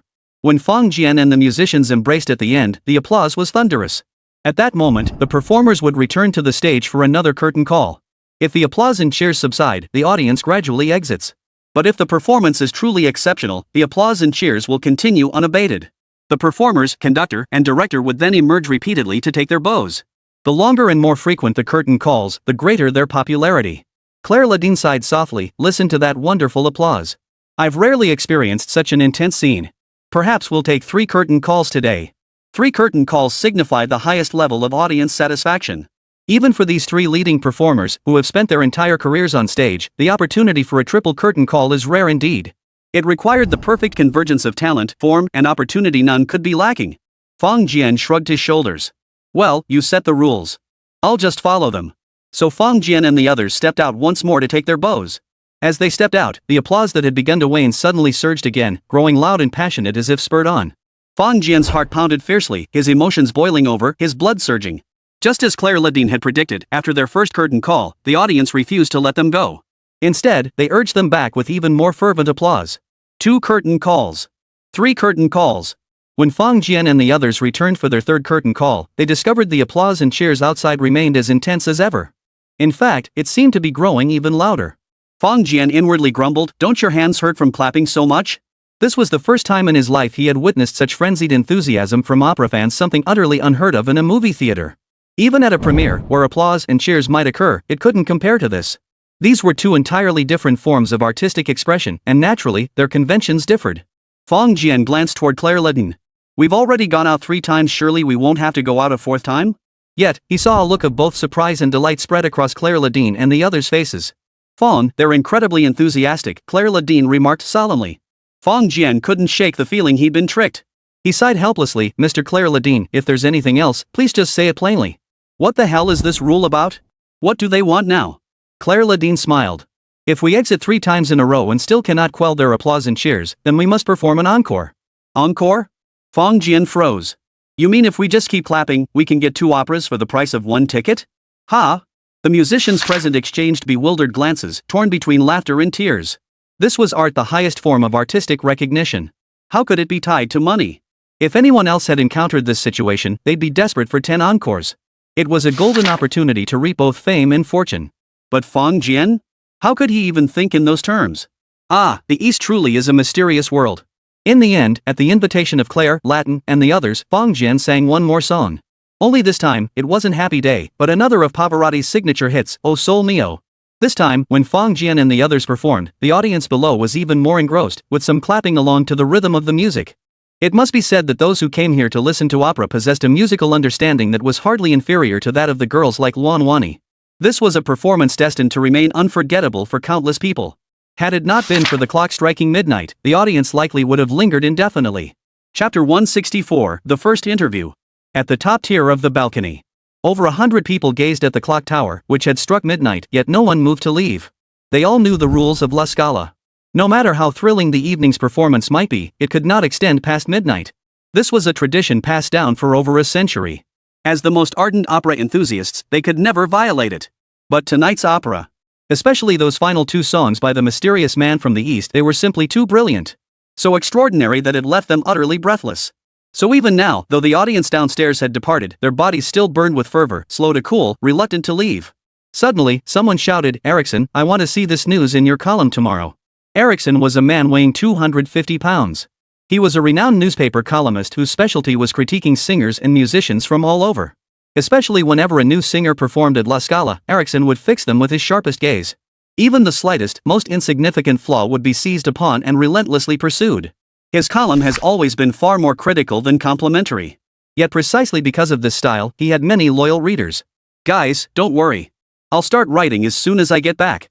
I promise it'll be a brilliant review.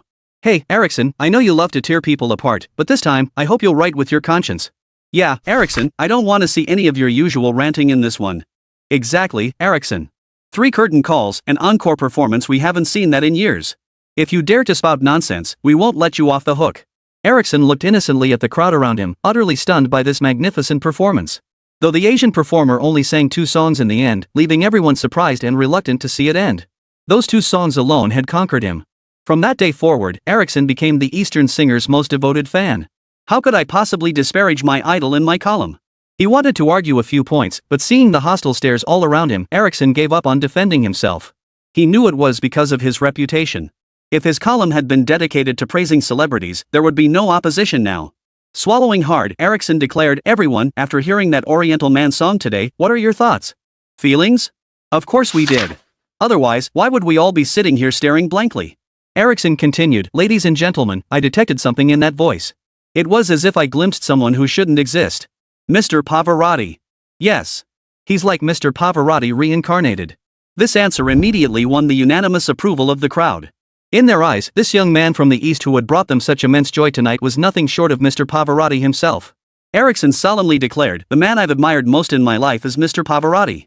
So rest assured, I will never make a mistake." At last, someone had emerged to carry on the legacy of the great Pavarotti. Amazing. Incredible. So thrilling.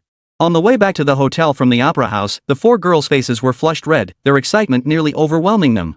Fortunately, Robert and Sid were driving at the time. In their presence, the girls maintained at least a semblance of composure, no matter how wildly they felt inside. Otherwise, Fong Jian might have had to walk back to the hotel to avoid danger. Upon leaving the opera house, Fong Jian noticed Sid's demeanor had grown even more deferential. As for Robert, aside from growing admiration and respect for Fong Jian, he showed little change. Fong Jian quite enjoyed interacting with Robert in this manner, but he wasn't particularly fond of Sid. He knew that as a music producer and distributor, Sid was only acting this way because of his financial prospects. If he ever lost his financial appeal, Sid would undoubtedly distance himself immediately. With people like that, it was all about the bottom line. At the hotel, Robert took a call and said with a frown, "Hey, Fong, can I ask you a favor?" Fong Jian chuckled. "What is it?" Robert was a friend he'd known back in China. After hearing his piano compositions, he'd become his most loyal supporter. Fong Jian wasn't stingy with genuine friends like this. "I have a friend," Robert said helplessly. "A really close one. He wants to interview you. Would you agree?"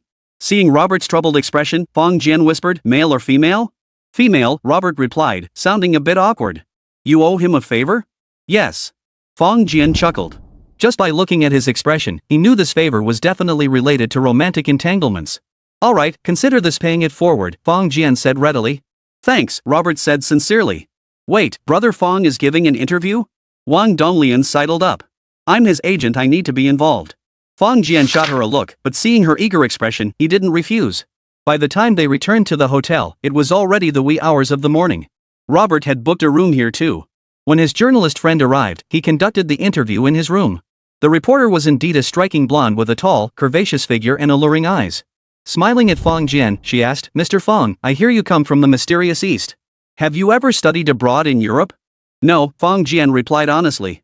"This is my first time abroad." "Ah, then which school did you study music at?" "I studied music at Jianghu University." "Excuse me, what university?" the blonde beauty asked, puzzled. Wang Donglian quickly interjected, "Mr. Fong is a musical prodigy. He's largely self-taught, but during his studies, he received guidance from professors at the Shanghai Conservatory of Music. You could say he's sort of a half-disciple of the conservatory." Fong Jian turned his head slightly, his expression unchanged. "I received guidance from professors at the Shanghai Conservatory? A half-disciple of the Shanghai Conservatory? Fine. Since it's you speaking, you can twist it however you like." The blonde beauty asked several more questions before inquiring, "Mr. Fong, who is your favorite musician?" "Beethoven," Fong Jian replied without hesitation. "Beethoven," the blonde woman asked doubtfully. "But you're a tenor singer." Wang Donglian smiled. When Mr. Fong arrived in Milan, La Scala invited him to perform. But not as a singer, as a pianist. "Ah, a pianist? Why?" The blonde woman's eyes lit up. She had actually been among tonight's audience. After the performance ended, she saw Robert escorting Fong Jian and the others away. Desperate to get the scoop, she'd rushed after them without a second thought. She knew that come tomorrow, she might not get the chance to interview him. But upon hearing Wang Donglian's words, she realized. She had stumbled upon a treasure trove. This interview was bound to bring her immense surprises. Wang Donglian's eyes sparkled as she vividly recounted the entire sequence, Fong Jian going to the practice room to play the piano, performing a four-hand duet with Dominguez, and then singing a song during rehearsal. Fong Jian watched silently from the side. He suddenly realized that Wang Donglian actually possessed a remarkable talent for storytelling. Chapter 165, completely blown away. The mysterious singer from the East Corriere della Sera. The day La Scala closed at midnight. La Repubblica. Pavarotti returns La Stampa. A joyous day, the legend of the 9CS returns. Agenzia Nazionale Stampa Associata. The next day, just as Fong Jian emerged from his hotel room after an hour in the gym and finishing breakfast, Sid had already arrived, carrying over a dozen newspapers. His expression was extremely excited, and when greeting Wang Donglian and others, he was beaming with joy. "Fong, you're famous. You're a sensation. A total sensation." Sid flipped open the papers, each carrying a report about Fong Jian. Fong Jian paused slightly, saying, "Does news from Italy spread that quickly?" Based on what Fong Jian knew, if something truly sensational happened, information would typically spread fastest online before newspapers followed suit. Sid burst out laughing. He pulled out his phone and opened several newspaper websites. The news sites were indeed flooded with reports about last night's events at La Scala Opera House. Moreover, his own photograph was clearly displayed on them. As for the comments, they ran the gamut. Besides expressions of astonishment, many people expressed utter disbelief. Fong Jian frowned slightly and looked up at him. Sid quickly explained, Phone, this has nothing to do with me. These were journalists invited by La Scala. You might not know the status of La Scala in Milan. Any singer they want to promote, as long as their performance isn't too bad, all the news media will gladly give them coverage. After a pause, he added, of course, you're different. You possess undeniable talent. Whether they endorse you or not makes little difference. Fong Jian chuckled dryly. All right, Mr. Sid. Thank you for the good news. Sid felt thoroughly satisfied. At this point, he was willing to do anything that might help build a closer relationship with Fong Jian. Soon, Dominique and Clifford arrived together. Among all the musicians he knew in Italy, Fong Jian undoubtedly had the closest relationships with these two. And in Milan, they were clearly celebrities. Upon arriving at the hotel, though no one dared approach them without invitation, they seemed to radiate an aura that drew the attention of many around them. Sid promptly rented a small conference room and ushered everyone inside. Domignia began by praising Fong Jian, then said, Fong, your performance yesterday completely won over those die-hard fans in the loft. Look. He pulled out his phone and opened a website. It was a news commentary titled Ericsson Opera Review. Fong Jian scanned it at a glance. The content was simple yet detailed. It recounted the events that unfolded the previous evening at Milan's La Scala Opera House. However, what the mainstream press emphasized was the audience's thunderous applause, cheers, and screams after the mysterious Eastern singer finished her performance, refusing to leave for a long time. After 3 curtain calls, the performers had to sing an encore. Even then, the audience's enthusiasm remained undiminished. Had it not been for the late hour, which violated La Scala's tradition of ending performances before midnight, the audience likely would have remained. For ordinary people, such reports were already quite fantastical. But in fact, that is precisely what happened last night. Of course, some newspapers also highlighted that many of the musicians accompanying this mysterious Eastern singer were renowned Milanese artists. They all held distinguished positions and status within Milan. Among them were 3 pillars of La Scala Opera House: Clemence Dominique, Claire Latine, and Tobias Clifford. It was clear that La Scala Opera House spared no expense to launch this mysterious Eastern singer's career. Although the newspapers revealed no concrete information, they speculated wildly about the background of this mysterious Eastern singer. Regardless of the focus of the reports, all newspapers acknowledged that this Eastern singer possessed extraordinary talent. Even the most stubborn and passionate opera fans in the upper balconies were captivated by him.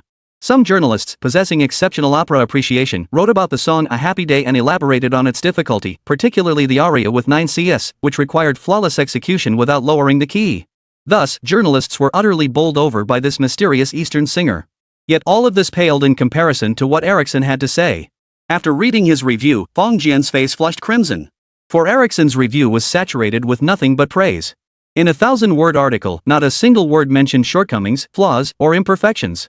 It was all about a voice kissed by God, a natural-born singer. It described how all 3 pillars of his tenor voice were fully developed, and how the resonance in his chest seemed as if Mr. Pavarotti himself were still alive. Fong Jian didn't know how others would feel after reading it. But after reading it himself, he felt a bit embarrassed. Damn it, even if you're going to suck up, you don't have to go this far without any boundaries. This was practically groveling on one's knees. Slowly lifting his head, Fong Jian asked, Mr. Dominia, who is this Mr. Ericsson? He's just 2. A thought struck him. This guy, he hasn't been bought off by you, has he? Bought off? Impossible. Donimia laughed heartily. He's one of the most notorious holdouts in the top tier. Just look at his past comments. Fong Jian pondered for a moment, closed the comment, clicked on the man's profile picture, and began searching. Ericsson posted 1 or 2 commentaries nearly every week. But after skimming a few, Fong Jian realized this guy was actually a sharp-tongued critic. Take a look at his reviews under his pen. Renowned opera singers were often torn to shreds.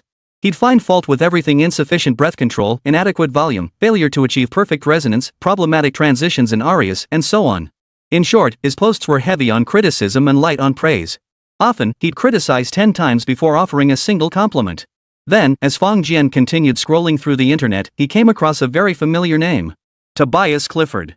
Fong Jian glanced at Clifford in surprise before opening the article. After reading it, his expression grew even more peculiar. Ericsson's assessment of this individual was also mixed. However, Fong Jian had heard Clifford's performance before, so he knew this guy wasn't just spouting nonsense, he actually made a lot of sense. In other words, he was a true connoisseur. Noticing Fong Jian's expression, Clifford added awkwardly, Fong, this guy is a love-hate kind of character, but his reviews have always been fair. And his critiques are the ones most opera fans appreciate and respect. He added solemnly, ignore those damn newspaper reports. Ericsson's praise is a huge boost for you. But, it's giving us a headache. Ha? Fong Jian froze, looking at him in surprise. Donimia spread his hands helplessly. Fong, you came back so late last night, you must be exhausted. Yet we're disturbing you this early. Do you know why? Chapter 166, The Official Performance Invitation. Exhausted? So early? Fong Jian looked at the two men in surprise. Donimia seemed fine, but Clifford's face was genuinely worn out. It was obvious he hadn't gotten much rest last night. But hey, that's Clifford for you, not me. Fong Jian smiled faintly. He didn't tell them he'd slept soundly last night and even worked out for an hour in the gym this morning. Wang Donglian beat him to the question, Mr. Dominia, what's the reason for this? Donimia shrugged his shoulders and said, because our opera house's phone lines were jammed, and even our website nearly crashed. The group exchanged glances, the four girls' eyes beginning to sparkle like little stars.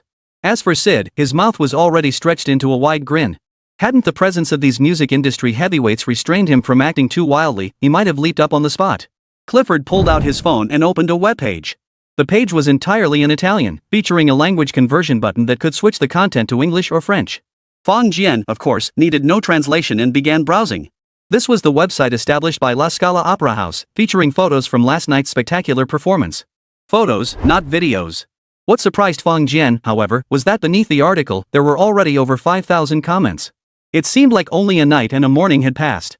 How had it gained such momentum? After a quick glance, Fong Jian couldn't help but smile. Among these comments, more than two-thirds conveyed a single message. They were all asking when the Scala Opera House would stage the classic opera La Fanciulla del Reggimento. Fong Jian instantly understood their meaning.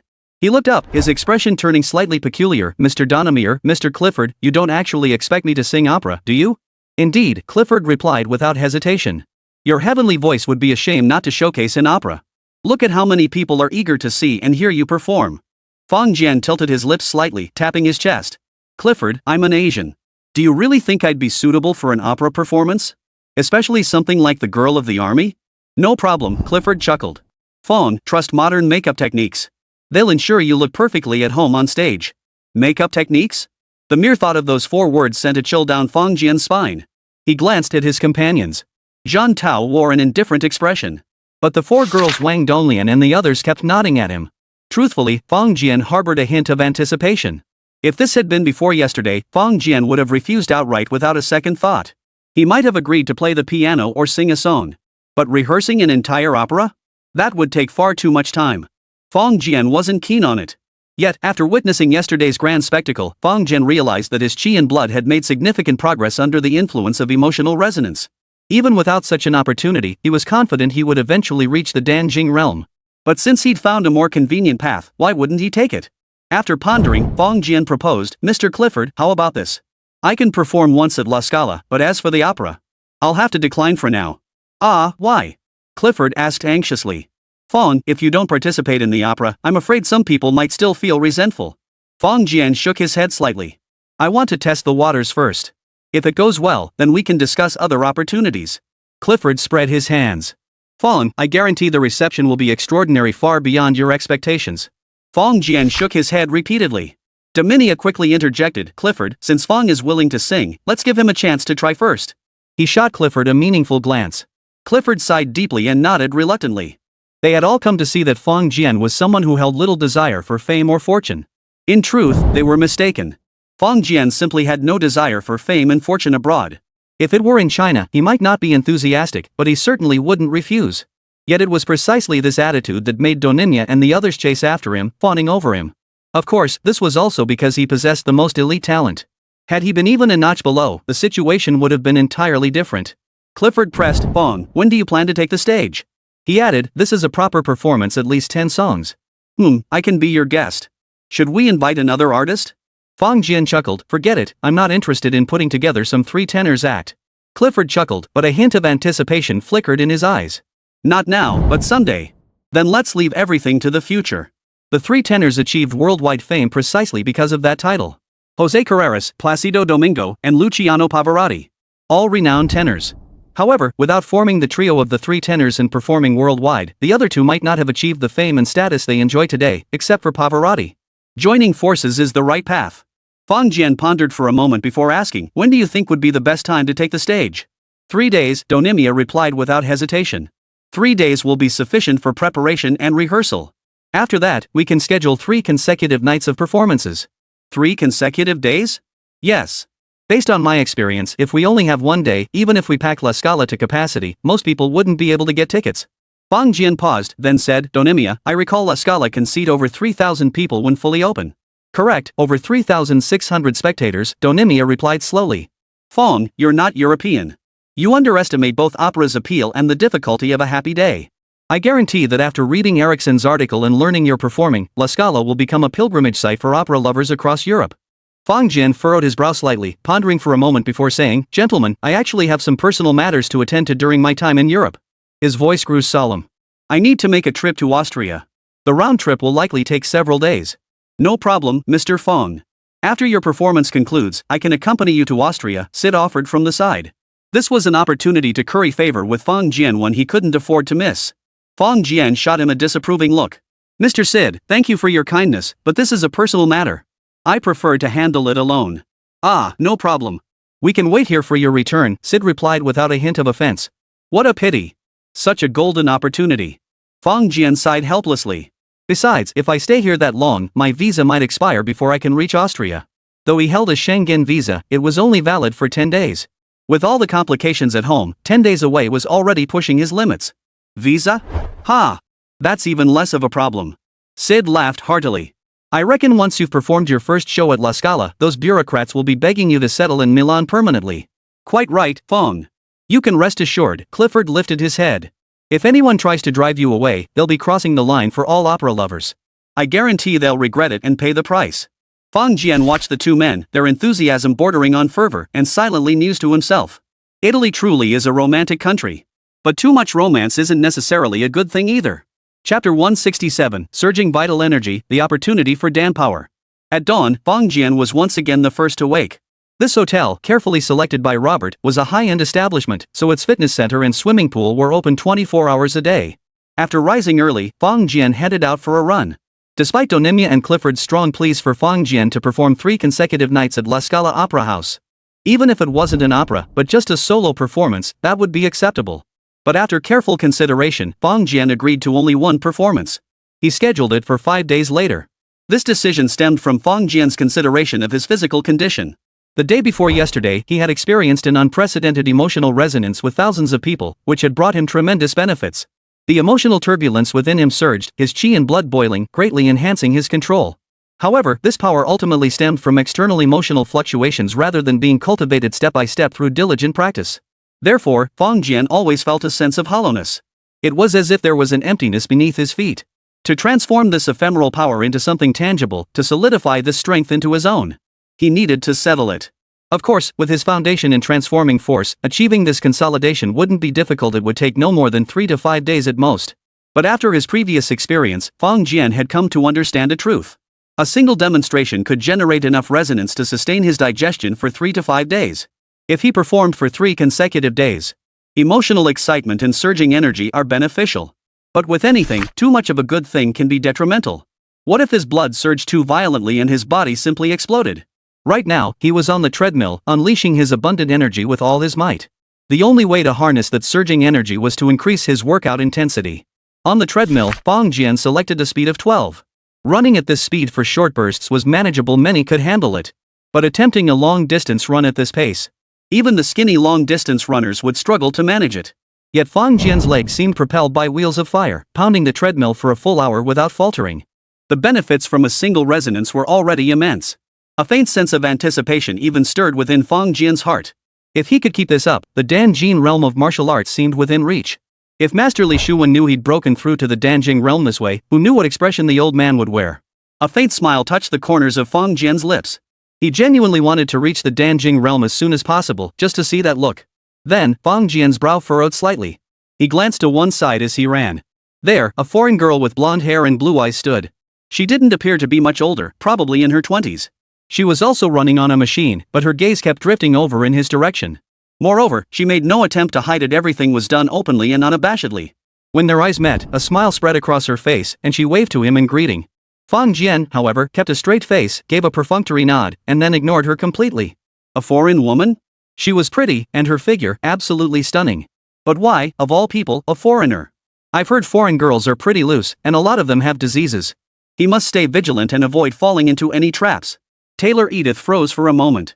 She was well aware of the devastating impact her looks and figure could have. Whenever she went out, she encountered men trying to strike up conversations every single day. This morning during her workout, she spotted an Asian-looking person jogging. If it had been just an ordinary jogger, she would have glanced once and moved on.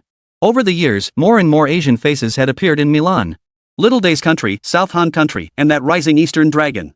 Just think of the famous entanglement between the Milan giants and domestic capital. It's clear Easterners aren't uncommon in Milan.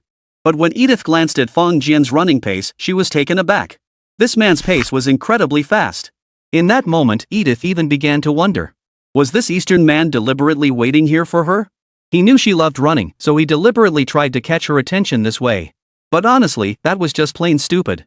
Edith watched with amusement, knowing that at this pace, no ordinary person could possibly sustain it for long. Yet soon enough, Edith had to admit. She was genuinely captivated by this Asian man. His physique was impressive, the tight-fitting gear accentuating his nearly perfect build. His body was muscular, but not just dead lumps of flesh. Those muscles moved constantly as he ran. He resembled a cheetah, radiating danger and an indescribable, deadly allure. Unconsciously, Edith found herself drawn to Fong Jian out of curiosity, truly paying attention to him. But the moment that Eastern man glanced back, he paid her no further attention. Ignored? Edith touched her face. Could it be that she looked disheveled today because she hadn't combed her hair or put on makeup after waking up? But that couldn't be it. In the gym, besides this Asian man, there were two other men working out. All three men, including the attendant, kept stealing frequent glances at her. This proved beyond doubt that her charm hadn't diminished in the slightest. Suddenly, a surge of defiance welled up inside her. Fong Jian finally stopped, letting out a long breath. His body was drenched in sweat, but this intense workout had provided significant relief. Fong Jian estimated that within 3 days at most, he would fully assimilate the gains from this session.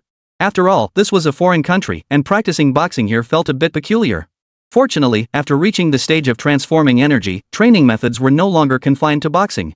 Even the simplest act of running could now channel his qi and blood throughout his body, achieving the same training effect. Wiping himself with a towel, Fong Jian headed toward the bathroom.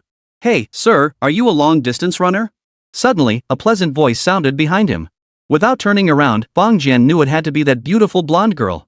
After a moment's thought, Fong Jian decided that, after all, he came from a great nation. Ignoring a young lady's inquiry seemed rather rude. So he turned and said, "Hello, lovely lady. I'm not an athlete. I'm a businessman." "A businessman?" "Yes, I sell flowers." Edith froze. A burly man like him selling flowers? The stark contrast left her momentarily speechless. Her gaze swept over Fong Jian's sweat-drenched body, and Edith's face suddenly flushed slightly. To her surprise, despite being drenched in sweat, he carried no trace of body odor or unpleasant scent. This fact alone defied her expectations. Her eyes began to sparkle. Fong Jian's brow furrowed slightly as he silently cursed her as a crazy woman. He reaffirmed one thing: foreign girls all have holes in their heads. Forcing a smile, Fong Jian immediately turned and headed straight for the bathroom. Edith gaped at him, her face frozen in astonishment as he walked away. She stood there, her mouth twitching slightly, cursing inwardly. Why couldn't this man see her beauty? She'd even made the first move, couldn't he at least follow the trail? Or were Eastern men all as reserved and wooden as this? Chapter 168, let's add one more. After finishing their meal at the hotel. Though the chef's skills were decent, it was still Western cuisine, and Fong Jian found it somewhat unfamiliar. Sid had arrived at the hotel early specifically to wait for Fong Jian before heading to Scala. With the performance just days away, even a living legend needed rehearsal. Fong Jian glanced at his friends nearby and said, "Zhang Tao, I can't keep sightseeing. You take them to explore Milan's sights." Zhang Tao shrugged his shoulders and said, "All right, leave it to me." He felt utterly helpless. Bringing Fong Jian along this time was actually meant to get rid of those third wheels. But unexpectedly, Fong Jian had come only to announce he was going to perform in an opera. This was just too damn surreal. "Fong Gu, we've decided we're not going shopping. We want to watch your rehearsal." Shi Yue called out. Luan Wani smiled faintly. "Yeah, watching you rehearse is way more fun than shopping." Fong Jian froze, surprised. "Little Luan, this is Milan. Didn't you say you loved the clothes here and wanted to go on a shopping spree?" Luan Wani flushed slightly. "Clothes can be bought anytime, but chances to watch you rehearse are rare." Fong Jian turned to look at the other girls, who all wore identical expressions. Only Zhang Tao stood there, utterly dumbfounded. His heart was filled with regret. What the hell was I thinking, dragging Fong Jian here? Does this mean I'll be stuck in that opera house for the next few days? Beautiful music filled the theater. Fong Jian stood on stage, passionately performing to the music. This time, the accompaniment ensemble was nowhere near as lavish as last time. Yet, the three pillars of La Scala remained present. In their words, Fong Jian's debut performance at La Scala demanded absolute perfection, not a single flaw could be tolerated. Moreover, Clifford wasn't just serving as the flutist, he was also preparing to guest sing 2 songs.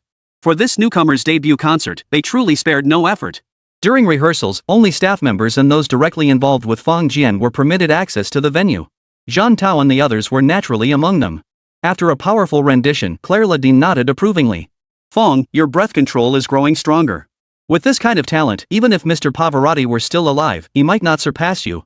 Fong Jian smiled faintly, accepting the compliment with composure. For he was not wrong. While singing, Fong Jian's emotional expression naturally couldn't match Pavarotti's perfection. But in terms of the hard skills, sustained breath control, and the powerful foundation of the 3 major support points, no Western singer throughout history could compare to a practitioner of the transformative force martial arts. Perhaps other practitioners of Hua Jin existed in this world. Yet, a martial artist of such caliber who devoted vast amounts of time to singing and received such selfless guidance from so many musicians was utterly unique. Thus, Fong Jian stands as the sole individual in the world who has masterfully fused these 2 disciplines. Claire Ladine, thank you for your kind words. Claire Ladine hesitated before saying, Fong, I actually have another suggestion. Go ahead. Your technical prowess and skill during performances are already flawless. However, in terms of emotional expression, there seems to be a slight deficiency, Claire Ladine said solemnly. You should find ways to deepen that emotional connection. Fong Jian raised his eyebrows. How do I deepen it? Study opera. Research opera. Understand its history. Know the background and context of each opera. You will definitely improve. Fong Jian nodded slightly. Claire Ladine, thank you for your guidance. The door swung open as Robert and Wang Donglian entered. Both wore traces of fatigue, but more evident was their unmistakable excitement. Fong, couldn't you have done one more performance? Robert couldn't help but complain as he approached Fong Jian. Fong Jian looked surprised. What's wrong? Didn't we agree from the start that we'd only do one performance? Robert spread his hands helplessly. Ask her. She's your agent, she should know better than I do. Wang Donglian smiled. Fong, word got out about your first performance. Since this was an unplanned extra show, we only had 4 days to sell tickets. But the demand has been beyond anything we imagined. Oh, that hot? More than just hot. Within 3 hours of tickets going on sale, over 70% were reserved. Right now. Wang Donglian glanced at the time. It's highly likely all 3,000 seats have sold out. Fong, don't be surprised, Dominia walked over, laughing heartily. That's the magic of the opera's uncompromising rendition of A Happy Day. Oh, and you should thank Erickson too. Without his relentless promotion, we might not have achieved this effect. Fong Jian chuckled, alright then, I'll cover the cost and invite him to see the opera. Oh, that won't be necessary, Dominia chuckled. When Erickson comes to La Scala, there's only one place he'll go. He gestured toward the top tier. To be honest, the view from that spot wasn't particularly favorable. But it possessed an advantage unmatched by any other seat. It was sufficiently distant. So if a singer's voice lacked the power to carry through several floors, it would be painfully obvious from the top tier. Yet conversely, precisely because of that distance, when the singer launched into a soaring, powerfully executed aria, that spot could hear the echoes amplifying the sound, offering double the enjoyment. Thus, those seated there were invariably the most discerning opera aficionados. Fong, another performance? Robert tilted his head slightly. Mr. Joe Nader from La Scala has contacted both me and your agent multiple times, hoping we can persuade you to reconsider. Joe Nader was the general manager of La Scala. Though Fong Jian had only met him once, he knew the man was not only a shrewd businessman but also an accomplished musician. While he might not compare to the likes of Dominia, his musical expertise was certainly no less than that of the 4 young women, including Luan Wani. In truth, La Scala was a veritable treasure trove of musical talent. Even the elderly janitor possessed remarkable discernment. Robert lowered his voice. He promised me 10,000 euros if you change your mind. Fong Jian chuckled, so you want to pocket that 10,000 euros, huh? Robert shook his head. No. I just want your voice to reach more people. He paused. You're just starting out now, not already established. So you need exposure, lots of it. Performing is the best way for you to make a name for yourself. Seeing the sincerity in Robert's eyes, Fong Jian smiled faintly. He knew this Italian friend genuinely had his best interests at heart. After a moment's thought, Fong Jian said, alright, I can add one more show. Really? Robert nearly jumped for joy. Yes, but not immediately. It will be 1 week after this performance concludes. Ah, why? I need to go to Austria this week, Fong Jian said solemnly. And unlike others, I require at least a week's rest after each performance. Otherwise, my emotions simply can't sustain it. Robert froze for a moment. Emotional exhaustion? Was that even a thing? Well, perhaps that's the difference between a genius musician and an ordinary one like him. Fong Jian patted his shoulder and chuckled, alright, let's see how the performance goes first. Maybe if it flops the night after tomorrow, they won't need me anymore. How could that be? Chapter 169, Luan Wani's Idea. The next day, Fong Jian headed to the gym again. Just halfway through his run, that familiar gaze appeared again. A chill ran down Fong Jian's spine. To be honest, he wasn't exactly a complete novice. But those he'd been involved with before were at least domestic partners. As for foreigners? Oh dear, the risk of contracting something from Mei was slim. It wouldn't happen. For some inexplicable reason, he felt an itch all over his body. While jogging, Fong Jian pulled out his phone, opened WeChat, and sent a message to Luan Wani. Third floor, gym, running. Moments later. Luan Wani? Fong Jian flipped his wrist, instantly adjusting his phone's angle to capture the blonde beauty in the shot, then sent it to Luan Wani. Luan Wani? Though both were identical question marks, Fong Jian somehow sensed something different in them. Fong Jian, I've been running for 2 days straight, and this woman keeps pestering me. After waiting a moment, no new message came from Luan Wani. Fong Jian smiled faintly, placed his phone on the treadmill, and kept running. Sure enough, 15 minutes later, a slender figure appeared in the gym. She spotted Fong Jian, walked over, and stepped onto the treadmill next to him. Only then did Luan Wani notice Fong Jian's unusually fast pace. After a moment of surprise, Luan Wani opened her little mouth in astonishment. That fast? Moreover, she seemed to recall that even before she entered, Fong Jian had been running at this pace the entire time. For some inexplicable reason, her heart began to race. Is this a bull? Her eyes flickered as she withdrew her gaze and began running at her own pace. Before starting to run, she handed him the bottle of water she was holding. Fong Jian took it naturally, opened it, and drank half in one gulp. Without any deliberate effort, their subtle gestures already conveyed an intimate connection. Soon, Fong Jian noticed the gaze that had been fixed on him had vanished. As he breathed a sigh of relief, an inexplicable sense of regret stirred within him. An hour later, Fong Jian stopped. As for Luan Wani, she had voluntarily given up half an hour earlier. Though her running pace was far slower than Fong Jian's, she still couldn't endure such a long duration. Seeing Fong Jian's sweat-soaked shirt and his still nimble stride, she cursed under her breath. You beast. Fong, here. Seeing Fong Jian come down, Luan Wani, who had been cursing him as a beast, handed him a bottle of green drink. Fong Jian glanced at it. It was a sports drink similar to Gatorade. Thanks. Fong Jian took it and downed it in one gulp. Brother Fong, coming to the gym this early? Luan Wani said with a half smile. It's a habit. I heard that girls who exercise early in the morning tend to have the best figures. Fong Jian froze, the sports drink in his mouth suddenly tasting slightly sour. His eyes darted around as he asked, Little Luan, do you know why those girls come to work out so early? Luan Wani tilted her head slightly, looking at him with confusion. Fong Jian adopted a serious tone. Because they're older. Their beauty fades with age, nothing like your youthful radiance and vibrant charm. Listening to Fong Jian's twisted compliment, Luan Wani couldn't help but cover her mouth and laugh. In truth, when Fong Jian had texted her, she knew he wouldn't be tempted by any so-called beauty here. Otherwise, he wouldn't have sent her that kind of message. As for that blonde beauty who had left, she easily scored over 80 points in her estimation, and with that killer figure, even Luan Wani found herself a bit tempted. Glancing at Fong Jian, Luan Wani felt a little proud. Fong Jian, his heart racing, said, Little Luan, I'm heading to Austria in a few days. Want to come along? No, Luan Wani replied, her cheeks flushing slightly. There are too many people coming along this time. I can't get away. Fong Jian's eyes lit up. If you can't go now, we'll find a chance to travel together after we return. Luan Wani's cheeks flushed crimson. She shot Fong Jian a furious glare. She'd come to save the day, yet after resolving the situation, he'd casually tried to flirt with her. If only she'd known. Fine, for the sake of friendship, I'll come. Drape the towel around her neck, she said, I'm heading back. See you at lunch. Watching Luan Wani jog away, a smile spread across Fong Jian's face. Teasing the young lady was quite entertaining. Then, Fong Jian saw Luan Wani suddenly stop at the gym entrance before turning back. Fong Jian was taken aback. What was this all about? Luan Wani approached him, her cheeks slightly flushed, whether from shyness or overexertion during her workout, he couldn't tell.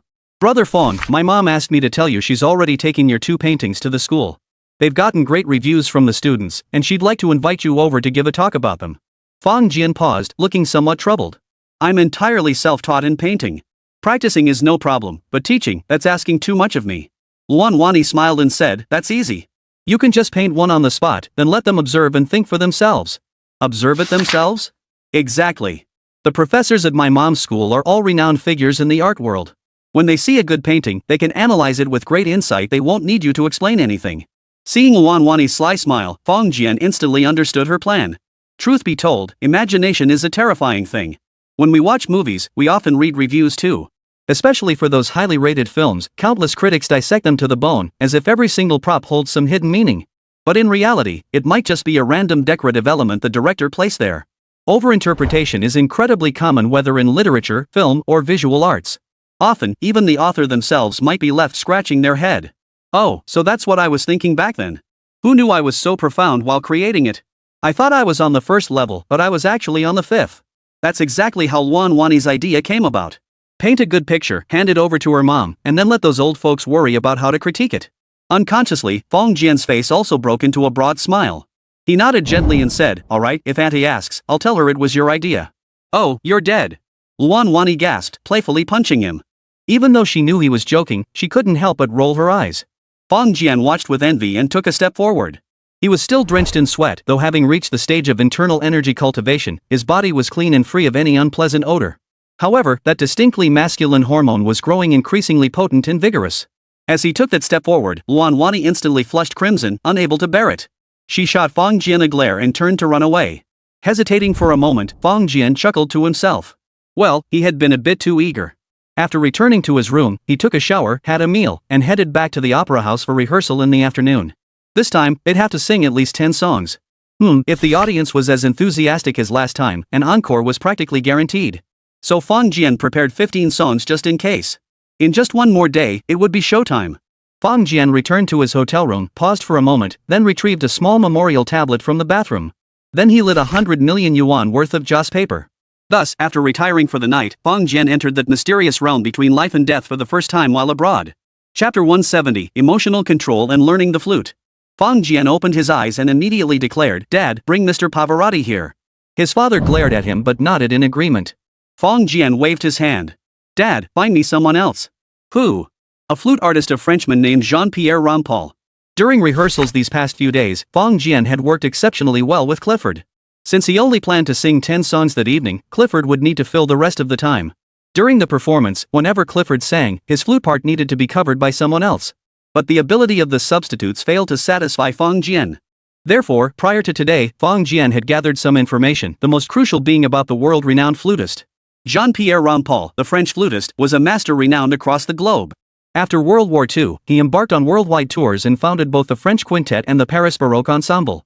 In 1947, Rampal won the Grand Prix at the Geneva International Competition and was appointed principal flutist of the Vichy Opera Orchestra. He later traveled to the United States, collaborating with numerous renowned symphony orchestras and earning widespread acclaim. From 1956 to 1962, he served as principal flutist of the Paris National Opera Orchestra.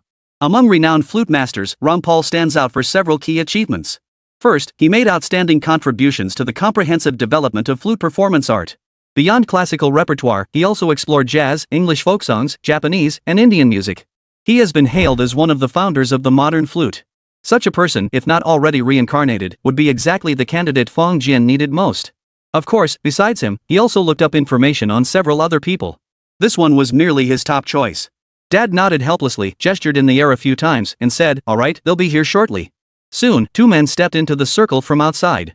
One was unmistakably Pavarotti, broad-shouldered and stout, no mistake possible. The other was a lean, slender man. Standing side by side, the contrast between them was striking. "Ah, my dear Fong, we meet again," Pavarotti declared with a hearty laugh. Fong Jian smiled faintly and said, "Mr. Pavarotti, I've come to seek your guidance once more." A look of slight unease crossed Pavarotti's face. "Fong, you've already mastered all the techniques of singing. I truly can't think of anything else I could possibly teach you." "Emotion," Fong Jian replied solemnly. "The feeling in my singing isn't as intense as yours." Pavarotti spread his hands helplessly. "I'm sorry, but that's truly beyond my ability." Fong Jian smiled. "It's fine. This is actually a process of realization. Perhaps by talking more with you, I can grasp it." Pavarotti pondered for a moment.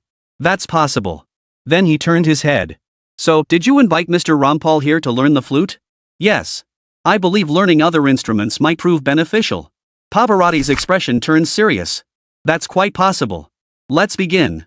Fong Jian and Lanpa introduced themselves to each other. Under his guidance, Fong Jian began learning flute playing techniques.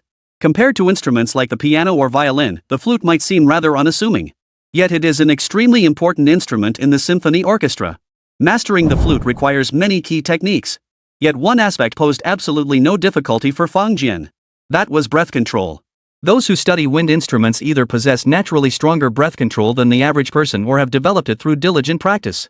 In this sense, singers are truly natural wind players. When teaching Fong Jian, Rampal first focused on mouth shape and technique. When playing the flute, the mouth position is very relaxed, which is quite different from the bamboo flute and other woodwind instruments. The upper lip lightly touches the front teeth without any pouting protrusion. The lower lip requires careful attention. The jaw is slightly retracted to direct the airflow toward the edge of the mouthpiece, preventing a flat blow that causes a hollow sound. Cover about 1/3 of the finger holes. Then, use the thumb and little finger of the right hand to control the angle between the mouthpiece and the airflow. Listen carefully. Too wide an angle produces a hollow sound, while too narrow an angle makes the sound muffled. The mouth cavity should be open slightly, as if accidentally biting into a piece of hot tofu, but without spitting it out or opening the mouth wide to cool it down. Mastering this technique is no easy feat. Moreover, skilled wind players develop unique embouchures due to significant individual variations in lips, teeth, and other anatomical features. This contrasts with string players, whose bowing techniques generally follow similar principles. This means every flutist must explore a sound production method suited to their own natural abilities. It's not enough to simply imitate the teacher, one must understand the concept of good tone quality. For the average person wishing to learn the flute from scratch, immense effort is required. However, Fong Jian's mastery of tone color is truly exceptional. Through Beethoven's teachings, the guidance of renowned pianists, and his own mastery of energy transformation, Fong Jian developed exceptional auditory skills. In this regard, it's doubtful anyone could surpass him. Thus, Fong Jian found the playing posture best suited to him in just 10 days. This fact struck Mr. Lampart as utterly astonishing. As for the fingering technique, it presented some difficulty for beginners. This was mainly because beginners often felt uncomfortable with the flute's grip. Therefore, beginners must practice the mouthpiece and the grip separately at first, to avoid having to manage both the instrument and their hands at once. All fingers should be relaxed and slightly bent, never stiff, especially the right hand. When holding the flute normally, the palm should be able to fit an egg inside. This is a movement that requires long-term practice and repeated refinement to become habitual and mastered. But the same applies. Having mastered the art of transforming force, Fong Jian's control over his body had reached a level unimaginable to ordinary people. Therefore, in just one day, he succeeded in gaining Mr. Langpar's approval of his posture. From that day forward, the look in Mr. Langpar's eyes when he looked at Fong Jian changed. It was a look of indulgence, as if he were being regarded as a successor to the master's legacy. His progress in learning the flute far exceeded Fong Jian's expectations. In just over half a year, his playing had nearly matched Mr. Rampal's skill level. Moreover, during this period, Fong Jian's exchanges with Mr. Pavarotti never ceased. Upon hearing Fong Jian's voice now, Mr. Pavarotti was increasingly astonished. "Mr. Fong, your voice seems broader, richer, and more penetrating, truly astonishing. Richness and clarity are often two distinct paths of development. Yet for one voice to possess both qualities simultaneously, such talent is nothing short of a gift from heaven. Logically speaking, once a person reaches adulthood, their voice is fixed. Progress through practice is common, but fundamentally altering one's voice becomes unrealistic. Especially at their level, it becomes increasingly difficult. Yet Fong Jian keeps getting better. It was utterly baffling." Fong Jian smiled faintly. As his martial arts cultivation deepened, his control over his body grew stronger, allowing him to activate the resonance of the 3 points with increasing power. Even Pavarotti, gifted with extraordinary talent, could locate the 3 resonance points and develop his chest resonance to the limits of human capability. How could he possibly compare to a voice that had pushed all 3 resonance points to their absolute limits? Pavarotti sighed deeply before concluding, "Mr. Fong, your emotional depth falls slightly short. Perhaps it stems from never having performed in a true opera, preventing you from fully immersing yourself. Try singing amidst a crowd's applause, it might awaken your emotional resonance." Fong Jian's eyes flickered thoughtfully at these words. Chapter 171, Playing a Puff on the Flute. The next morning, after his workout, Fong Jian arranged to go shopping with Luan Wani. But unexpectedly, when he arrived at the hotel entrance, he found Zhang Tao and the group of 4 beauties waiting for him. Fong Jian's mouth twitched, but he understood this was because Luan Wani was too shy to risk embarrassment. Sigh. At times like this, Fong Jian wished he could share half of Wang Donglian's bold, unapologetic personality with her. When it came to relationships, thick skin was paramount. If one's skin was too thin, it would be a huge hassle for both parties. But then again, if Luan Wani weren't so coy and bashful, Fong Jian might not have fallen for her in the first place.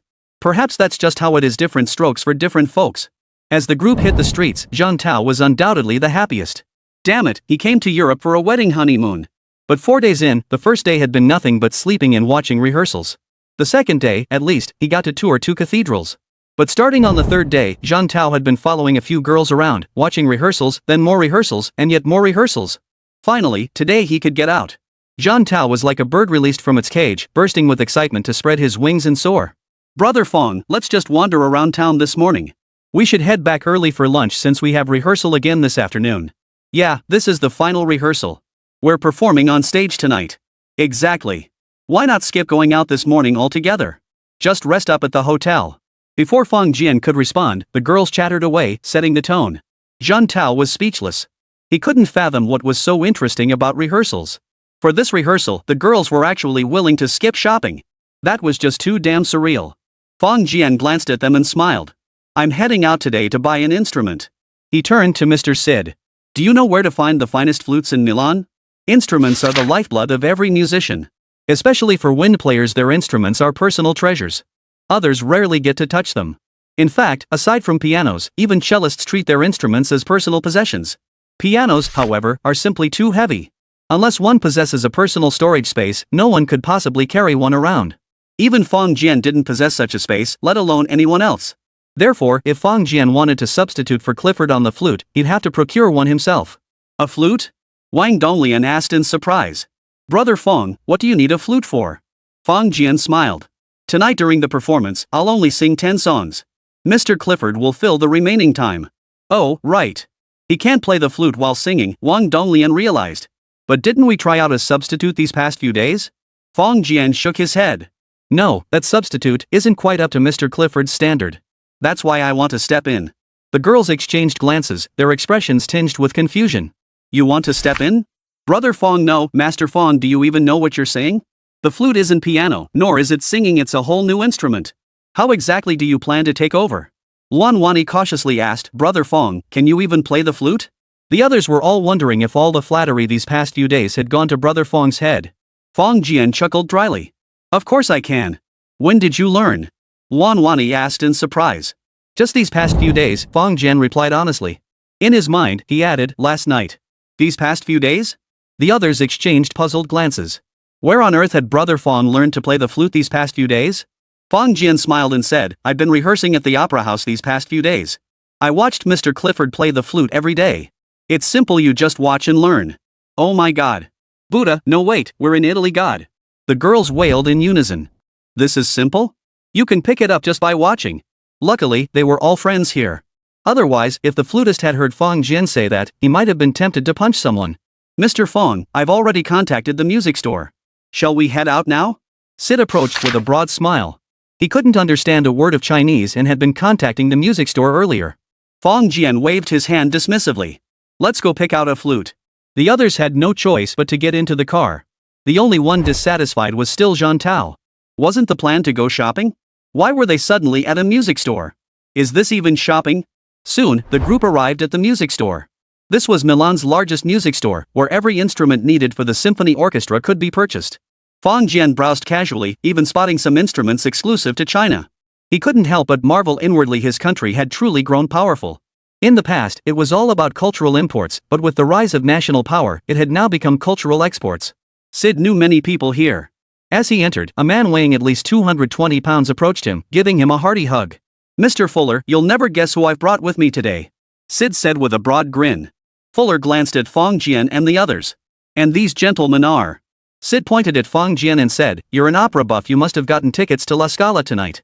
Ah. So this is the mysterious Eastern singer performing tonight? Fuller exclaimed in surprise. That's right, but keep it down. Sid shot him a glare. Mr. Fang doesn't want to cause a scene. Ah, okay, no problem. Sid turned to Mr. Fang. He's the owner here, and Milan's largest musical instrument dealer. Fang Jian greeted him and said, Mr. Fuller, I'd like to purchase a flute. Could you show me around? Certainly. Fuller eyed Fang Jian curiously before leading him into a soundproof booth. For ordinary customers, Fuller wouldn't bother to attend to them personally. Even with Sid bringing a guest, he'd initially planned to give the bare minimum of attention. But upon learning Fang Jian was tonight's lead at La Scala, Fuller stubbornly stuck around, refusing to budge no matter how much Fuller tried to shoo him away. True to his role as the boss, a single command from him brought over 100 flutes into the rehearsal room. Fang Jian raised his eyebrows slightly. This was a bit too enthusiastic. It made him feel awkward not to buy one. Fang Jian picked up a flute, first testing its weight, then carefully examining its exterior. Early flutes were crafted from ebony or coconut wood, while modern ones predominantly use metal such as standard nickel-silver alloy or professional-grade silver alloy. Traditional wooden flutes produce a round, warm, and delicate tone with a softer volume, while metal flutes offer a brighter and more expansive sound. In modern performance, metal flutes are almost universally preferred. Within the same orchestra, it's best for flutists to choose instruments of the same model. Therefore, Fang Jian only selected from among metal flutes. Moments later, he picked up a flute. After wiping it with alcohol, he placed it to his lips. Purchasing an instrument is an essential process. Only by playing it could one determine the quality of its tone. Luan Wani and the other girls felt slightly nervous. This seemed to be Fong Jian's first time playing the flute. Would he produce some strange, off-key sounds? Then, everyone heard.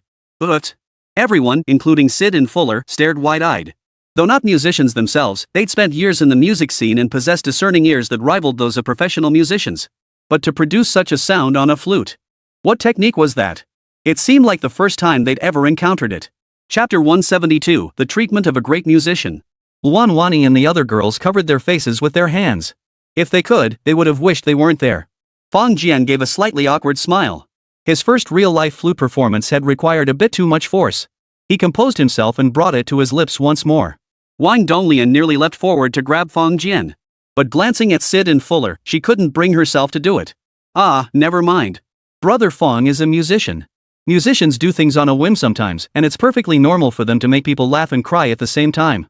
A musician who follows the rules and never causes trouble is definitely not a good musician. At that moment, 1,000 thoughts raced through Wang Donglian's mind. After Brother Fong finished playing, what excuse could she possibly use to cover her tracks? Then, as Wang Donglian agonized over this, a beautiful melody began to flow from the flute. The Hungarian Pastoral Fantasy. This was a quintessential flute piece. Back in their days at the Shanghai Conservatory of Music, Wang Donglian and her peers had heard it hundreds of times. Any professional flutist with a few years of experience could play it. Of course, while the piece appeared simple, playing it well and with feeling was incredibly difficult. Therefore, performers without a certain level of skill would never choose this piece. Ha! In the audience, aside from Zhang Tao, who understood music as well as a fish understands flying, everyone else's expression shifted slightly. Was this the piece Fong Jian played? But his earlier demeanor had been that of a complete novice. How could he start playing so suddenly? Oh, and to be honest, this level of skill isn't exactly impressive. It sounded awkward and unpolished, like the work of a beginner. If anyone else had played like that, Sid and Fuller would have walked out long ago.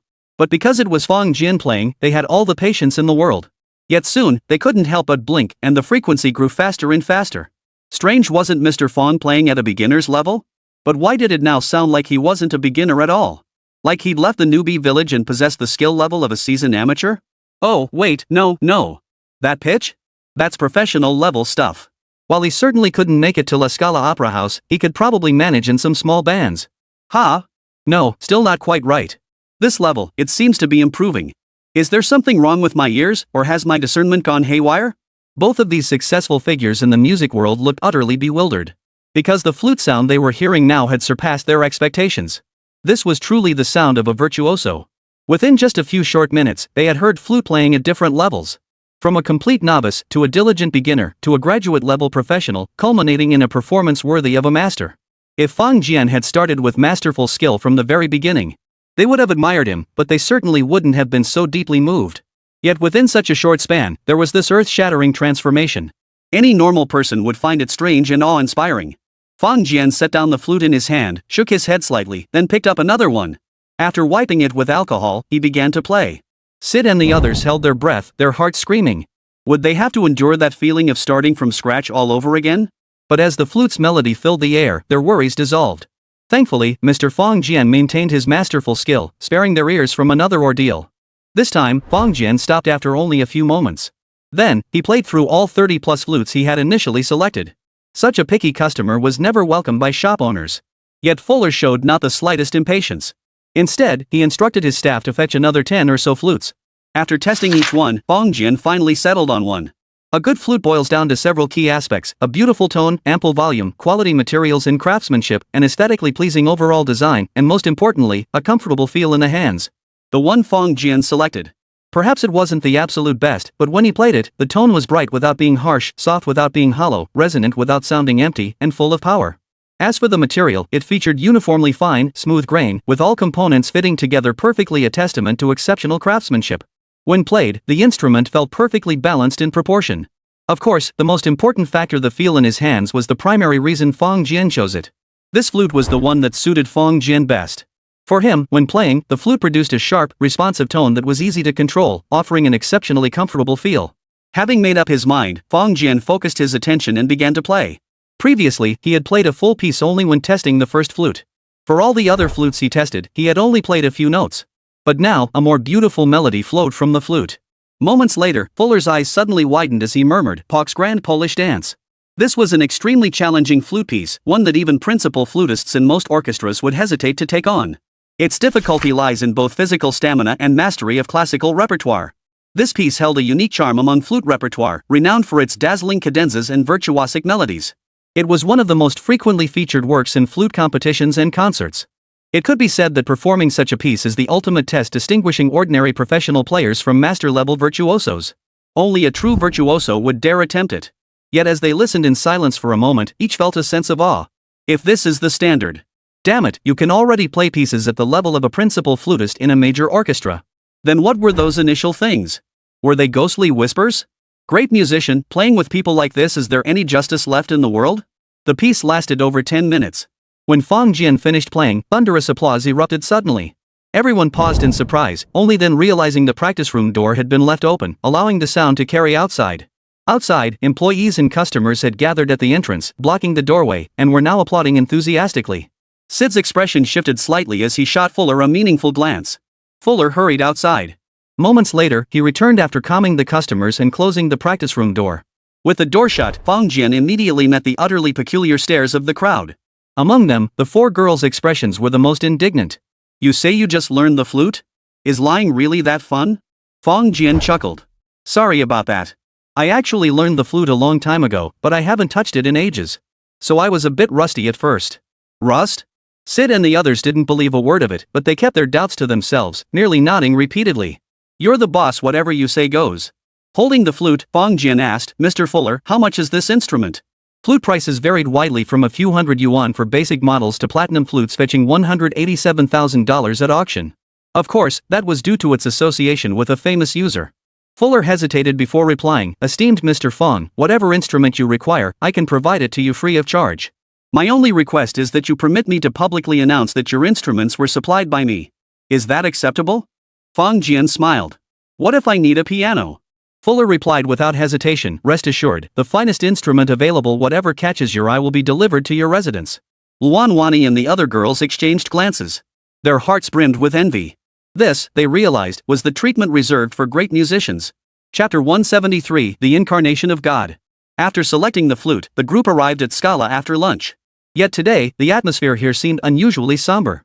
On the rehearsal stage, Claire Ladin informed Fong Jian that tonight's debut performance was one of La Scala's most crucial events. This year's success was non-negotiable. Thus, everyone felt a weight upon them.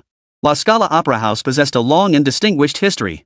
Never before had an Asian singer been entrusted with such a leading role here.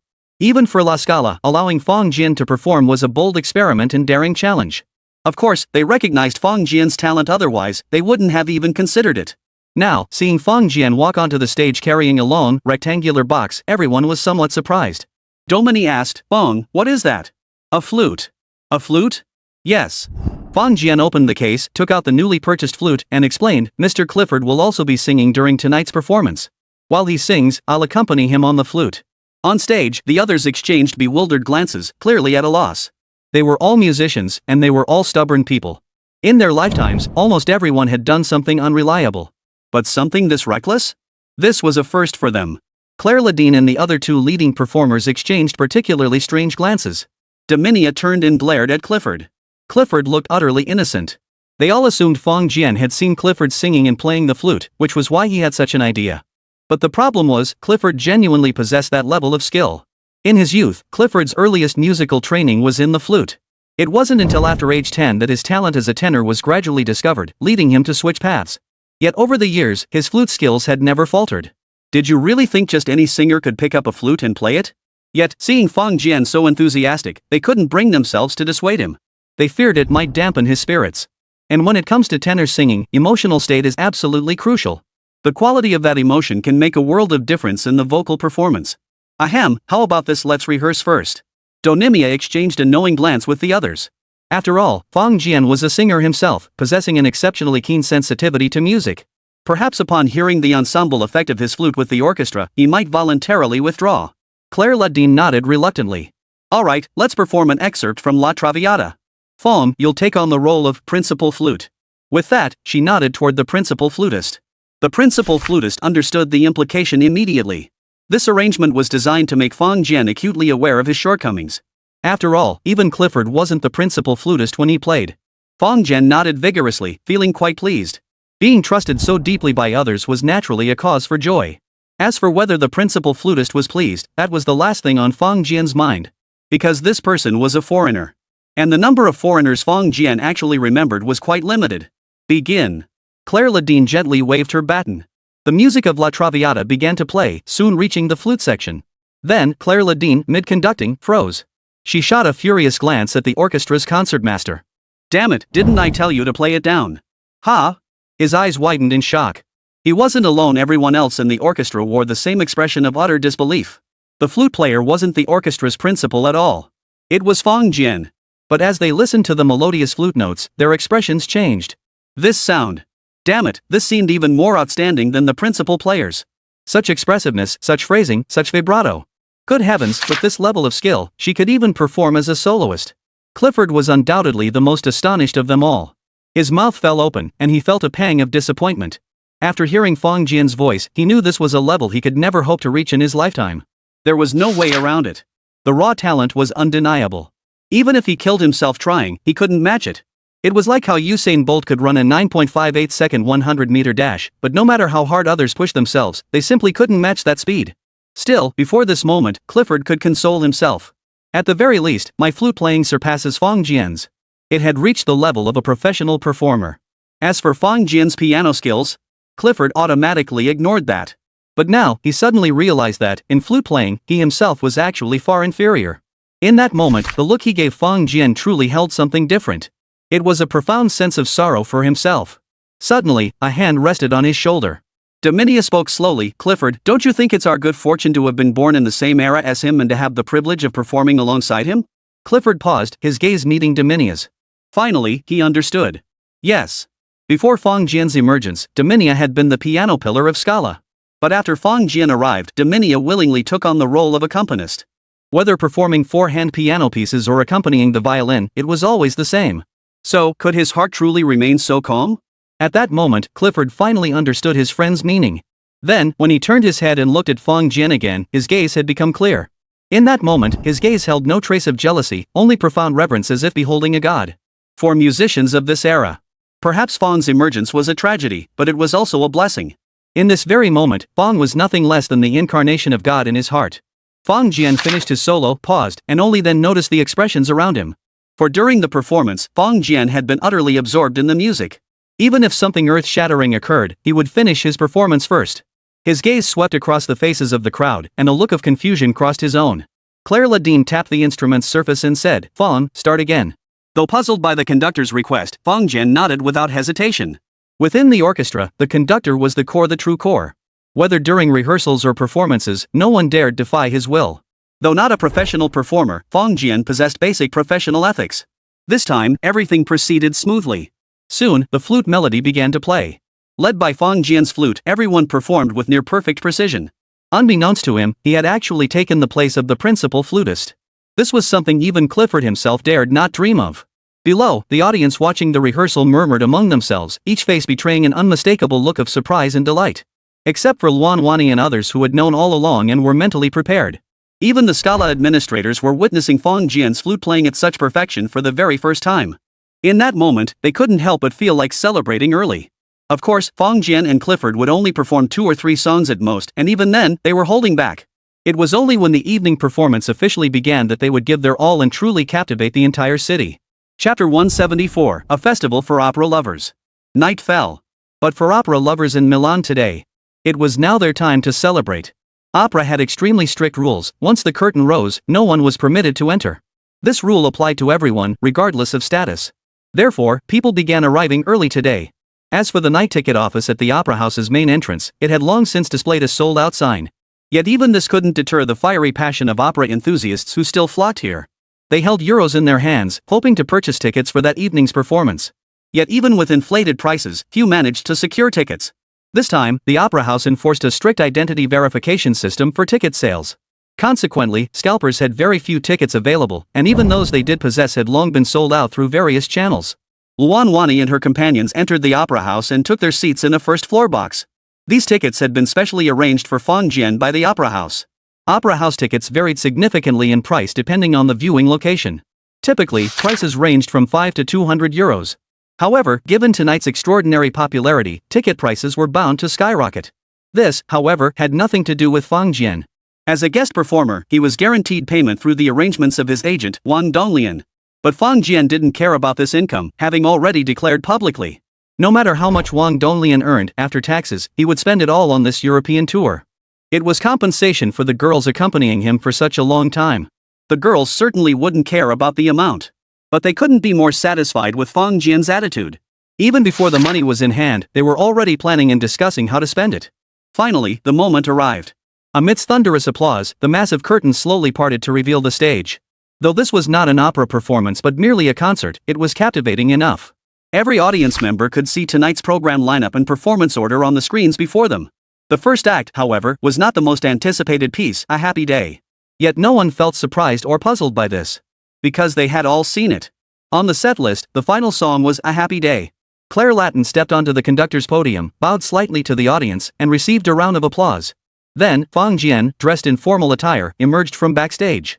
The moment Fang Jian appeared, the hall erupted in applause once more. But the most enthusiastic applause came from the top balcony. As for the audience below, although they had all come to hear Fang Jian sing, they had never heard him perform live before. His rise to fame in opera had only happened in the past few days, so they remained relatively reserved. Claire Ladine raised her baton. Melodious music slowly filled the air. Fang Jian bowed his head slightly, gathering his emotions. Then, he slowly began to sing. Nes sundier ma. Nes sundier ma. Tupier, o principes sa, nella tua fred distanza. Gourd dialstel lechatrima nota maritis brand za. Mail Miami starekius soimi, il no mimion sun sapra. Nessun dorma. The aria Nessun dorma from the opera Turandot. The moment the song began, countless audience members instinctively covered their mouths with their hands. They seemed afraid that any unintentional sound they might make would disturb this exquisite melody. This song is a very famous piece. The dramatic backdrop is the scene where the Tartar Prince Caliph challenges Princess Turandot to guess his identity. This aria is a defiance against darkness and cruelty. In the end, Caliph emerges victorious, using the power of love to dissolve Turandot's hatred. In Fang Jian's voice, everyone heard a sound imbued with boundless power. That voice seemed to infect every person present. Unconsciously, their minds became intensely focused, as if a fiery flame had been ignited within their bodies, burning them to the point of boiling over. E dalmi obatius aegliarol silenzio chatifamia. His name shall never be known, and alas, we must die. Dilegua, anat. Tramontate, stel. Tramontate, stel. At dawn I shall conquer. Conquer. Conquer. As the final line was sung, thunderous applause erupted throughout the opera house. Claire Latin gazed at Fang Jian, her face beaming with joy. Although Fang Jian had already performed on stage once before, tonight marked his true debut performance. Therefore, everyone, including Claire Ladine, still harbored a hint of apprehension. But now, no one worried anymore. They all knew tonight would be a resounding success. Next came the second song, Wandering Moon, followed by the third, Women Are Changeable. After 3 songs in a row, the entire audience was electrified. Some of the older audience members even felt as though they had traveled through time, witnessing the world's greatest tenor from the 1970s. Of the world-famous 3 tenors, only Pavarotti was Italian. Domingo and Carreras were both Spanish. Pavarotti was Italy's national treasure and the pride of all Italians in that era. Yet since his passing, Italians have never found another figure quite like him. Now, listening to these songs, they feel as if the great tenor has been resurrected. It was an incredibly magical feeling, bringing tears to the eyes of the older fans. After 3 songs, Fang Jian stepped back and gestured toward the flute piece. Clifford set down his flute and stepped forward. The audience wasn't surprised, as the program clearly listed the sequence. This interlude was Clifford's moment to shine. Yet, at that very moment, a small stir rippled through the crowd. For they saw that Fang Jian hadn't left the stage. Instead, he approached the flute piece and retrieved a flute from a new case. Good heavens! It turned out that Fang Jian, like Clifford, was both a singer and a flutist. This was a tremendous surprise, and many gasped in astonishment. Up in the top balcony, Ericsson's eyes widened in astonishment. He and his opera-loving friends exchanged bewildered glances. This mysterious singer from the East was also an exceptional flutist? Hey, Ericsson, didn't you say Fang was an outstanding pianist? How did he become a flutist? Ericsson shrugged his shoulders and said, I don't know either, but you all saw that interview too. It said Fang was a piano master even admired by Dominica. Man, these guys will make up any damn lie for fame. We should go smash that newspaper office later. A certain blonde beauty was now inexplicably trembling slightly. Chapter 175, Unprecedented Cheers. In a private box below the stage, another stunning blonde-haired, blue-eyed beauty stood utterly speechless. From the very first second Fong Jian appeared, her gaze had been locked onto his figure, never wavering. Taylor Edith was a renowned television host in Milan. She had long heard rumors of an enigmatic Eastern singer, said to rival Italy's national treasure Pavarotti, performing tonight. She had secured tickets well in advance. As a prominent Milanese figure, she could still secure opera house tickets through special channels. But she never imagined that this mysterious Eastern singer would be none other than the athletic figure she had encountered at her hotel. So it was him. Edith's eyes glowed faintly. She had already been captivated by him, and now, in this moment, after hearing that soul-stirring voice that seemed to reach the deepest recesses of her heart, she could no longer hold back. Clifford received applause after performing La Dame aux Camélias. But anyone could tell that the applause he received was nowhere near comparable to what Fong Jian had earned. The gap between them was as stark as the difference in their singing abilities. Still, Clifford had already adjusted his mindset and no longer pursued such comparisons. The performances continued, one song after another. Yet unbeknownst to anyone, as Fong Jian sang, he was constantly drawing upon his own emotions, creating an indescribable resonance with the fervor permeating the audience and fellow performers. To be honest, Fong Jian didn't have a particularly deep understanding of Western opera. As a pure Eastern man, there was still a huge gap in values between him and Westerners. Therefore, many things hailed as classics in the West simply eluded his comprehension. This is precisely why, despite his technical prowess surpassing Pavarotti's, his emotional depth in performance always fell slightly short. Yet, as the performance progressed, Fong Jian's emotions underwent repeated adjustments. More crucially, tonight's audience at La Scala wasn't just over 1,000, it was a full house of more than 3,600. The emotions of so many people, propelled by the relentless flow of song, gradually surged toward a climax. Through Fong Jian's deliberate immersion and coordination, his own emotions were finally stirred. His feelings seemed to be in a state of agitation, yearning to be urgently released. Now, it was his turn to take the stage once more. This was his ninth song of the evening, O mio Babino Caro. The aria O Sol Mio is an excerpt from the opera Tosca, sung by Cavaradossi in the death row cell as he writes his farewell letter to Tosca before heading to the execution ground. Its virtuosic lyricism, raw emotion, and recitative passages all make it a timeless classic. E luz van la stelle, et o la zava la terra. Stridi Alessio dell'orto, un passasvia ravolerina. Enter, fragrant. In my arms, fragrant. In that moment, the audience seemed to glimpse stars twinkling outside the window, their thoughts drifting to their dearest loved ones. Inexplicably, waves of emotion surged through them, as if returning to a time of sweet happiness. But the melody abruptly shifted. Oh! Doli I baci, o languid carez. Mentri of Fremont. The beauty of the form melts away. Svana per semper il sogno mio d'amor. A profound sense of sorrow and despair surged within him. His shattered dreams felt like he was walking toward the executioner's block. Regret washed over me at the thought of losing my beloved Tosca and my own life, a tide of grief and anger surging forth. Claire Ladine, who was conducting, revealed a look of surprise in her eyes. He had once told Fong Jian that in singing, though his technique and raw talent surpassed any singer he knew, yet in conveying emotion, Fong Jian always seemed to fall slightly short. But as he listened to these lines, he was astonished to discover that Fong Jian's singing was filled with an overwhelming intensity of emotion. At that moment, even he was deeply moved. His waving arms grew even more vigorous. As if only by doing so could he resonate with the overflowing emotion. All instruments played together, everyone giving their all to push this aria toward its climax. The moment the aria ended, the world seemed to fall suddenly silent. Then, over 3,600 audience members erupted involuntarily into thunderous applause. Typically, audiences do not applaud before a piece is fully performed. But in this instant, everyone was swept away. They couldn't help themselves. Thus, that deafening applause instantly filled the entire venue. In the upper balcony, everyone rose to their feet, clapping while silently wiping the corners of their eyes. Claire Ladine did not continue conducting. Instead, she held the baton between her little finger and thumb, then clapped softly. In that moment, he too was deeply moved. Such a moment when a performance is abruptly halted midway by the audience's applause is rare even in a singer's lifetime. And this was no musical wasteland.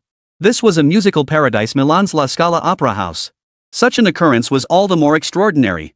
Fong Jian silently turned away, his face flushed with emotion. He had poured his heart and soul into this performance. The effect was so profound it surpassed even his own expectations. No cheers, only the purest applause. It lasted a full 5 minutes before gradually subsiding at Claire Ladine's signal. Only then did the second half of the song begin to play. Iora fugita, muo disparado. Muo disparado. Inon ha amato me tanto la vita. Tanto la vita. As the song concluded, the audience in the square hall rose to their feet. Fiery applause and cheers erupted throughout the theater. Only now did they unleash their pent-up emotions without restraint. Even though they knew the performance wasn't over yet, Fang Jian still had to perform his most iconic piece, the 9 C major notes. Yet they could not contain their surging emotions. This round of applause lasted even longer, leaving even the highly experienced conductor Claire Ledeen struggling to control the scene. Fortunately, the audience consisted of musicians or music enthusiasts. After a brief release, they gradually settled back into their seats, awaiting the final classic song. The music began, and Fang Jian sang with passion. After the thrilling 9 high Cs of the aria concluded, the entire opera house finally erupted into a sea of joy. This time, although Fang Jian and the others were well prepared, the audience's fervor still left them feeling utterly helpless. After 3 curtain calls, they returned for an encore. Surprisingly, the audience's applause showed no sign of weakening. Not a single person left their seats. Thus, an unprecedented scene unfolded at La Scala that night. 9 curtain calls and 3 encores. Fang Jian's fame spread across the world with this performance. Chapter 176, Taking Stocks, Dancing with Wolves. The following evening, Fang Jian boarded a flight to Austria. After yesterday's concert, the overwhelming frenzy had left Fang Jian feeling overwhelmed. Seeing those glaring at him, as if they wanted to devour him alive, he wisely chose to make a quick exit. Fortunately, he had left quickly. Upon returning to his hotel, he found a video message from Robert. Though the fans had dispersed, they had completely surrounded the Scala. They hoped to get up close and personal with the mysterious singer from the East. It was winter now, but the fervent fans seemed oblivious to the biting cold. Joe Nader personally stepped forward, swearing that Fang Jian had returned to the hotel early to rest due to exhaustion and was not at the opera house. He also announced that Mr. Fang Jian would perform an additional show 1 week later. Only upon hearing this did the fans reluctantly depart. But from that moment on, Joe Nader found himself in a happy predicament. For in Milan, those with the privilege to book tickets for him had flooded his phone lines. No, it wasn't just Milan. After the buzz that night, a new phone number had found its way into the hands of affluent fans across Europe. The very first thing Joe Nadler did after that night was to mobilize every resource to lobby and persuade Fang Jian to consider adding another performance. Any terms were negotiable, provided he agreed to return. And this was only the first venue. That night, as Fang Jian's agent, Wang Donglian's phone never stopped ringing. The constant calls kept her awake all night. It wasn't just her. Luan Wani and Qi Yue were deeply affected too, having spent the entire day listening to calls alongside her. Of course, given how hyped up they were that night, sleep was hardly an option anyway. In short, offers poured in from the Vienna State Opera, the Metropolitan Opera in New York, the Opera Nationale de Paris, the Amazon Opera House in Brazil, the Royal Opera House in the UK, the Oslo Opera House in Norway, the Bolshoi Theatre in Moscow, the Bayreuth Festival Theatre in Germany, the Chicago Lyric Opera in the US, the Teatro Olimpico in Italy, the Sydney Opera House in Australia, and even the Guangzhou Opera House in China. Even the Guangzhou Opera House in China made inquiries. Their request was singular: to invite the mysterious singer from the East to perform. As for the terms, ask for whatever you want. Amidst this fervor, Fang Jian could only make a hasty retreat. Wearing a tall hat and mask, Fang Jian passed through security and left the airport. Everything went smoothly, and for now, no one had discovered his identity.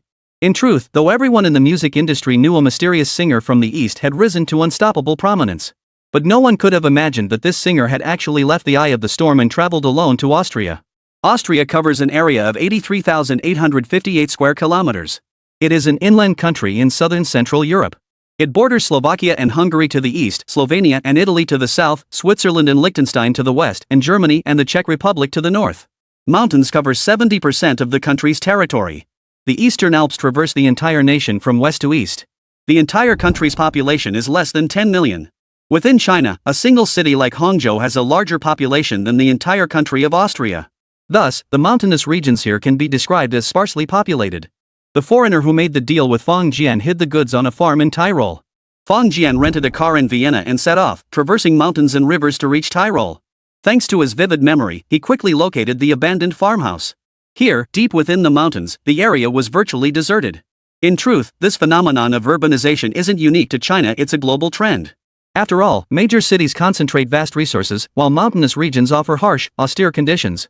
Those with even modest skills rarely choose to stay there. Thus, when the elderly in the mountain villages pass away, the settlements there naturally fall into disuse. Parking his car outside the farmstead, Fang Jian strolled inside. The farmstead, neglected and unmaintained, had fallen into utter disrepair. As Fang Jian walked in, he even heard the distant howls of wild beasts. Wolves? Were there wolves in Austria? But then again, with all these mountains around, encountering a few wolves in an uninhabited area wouldn't be surprising.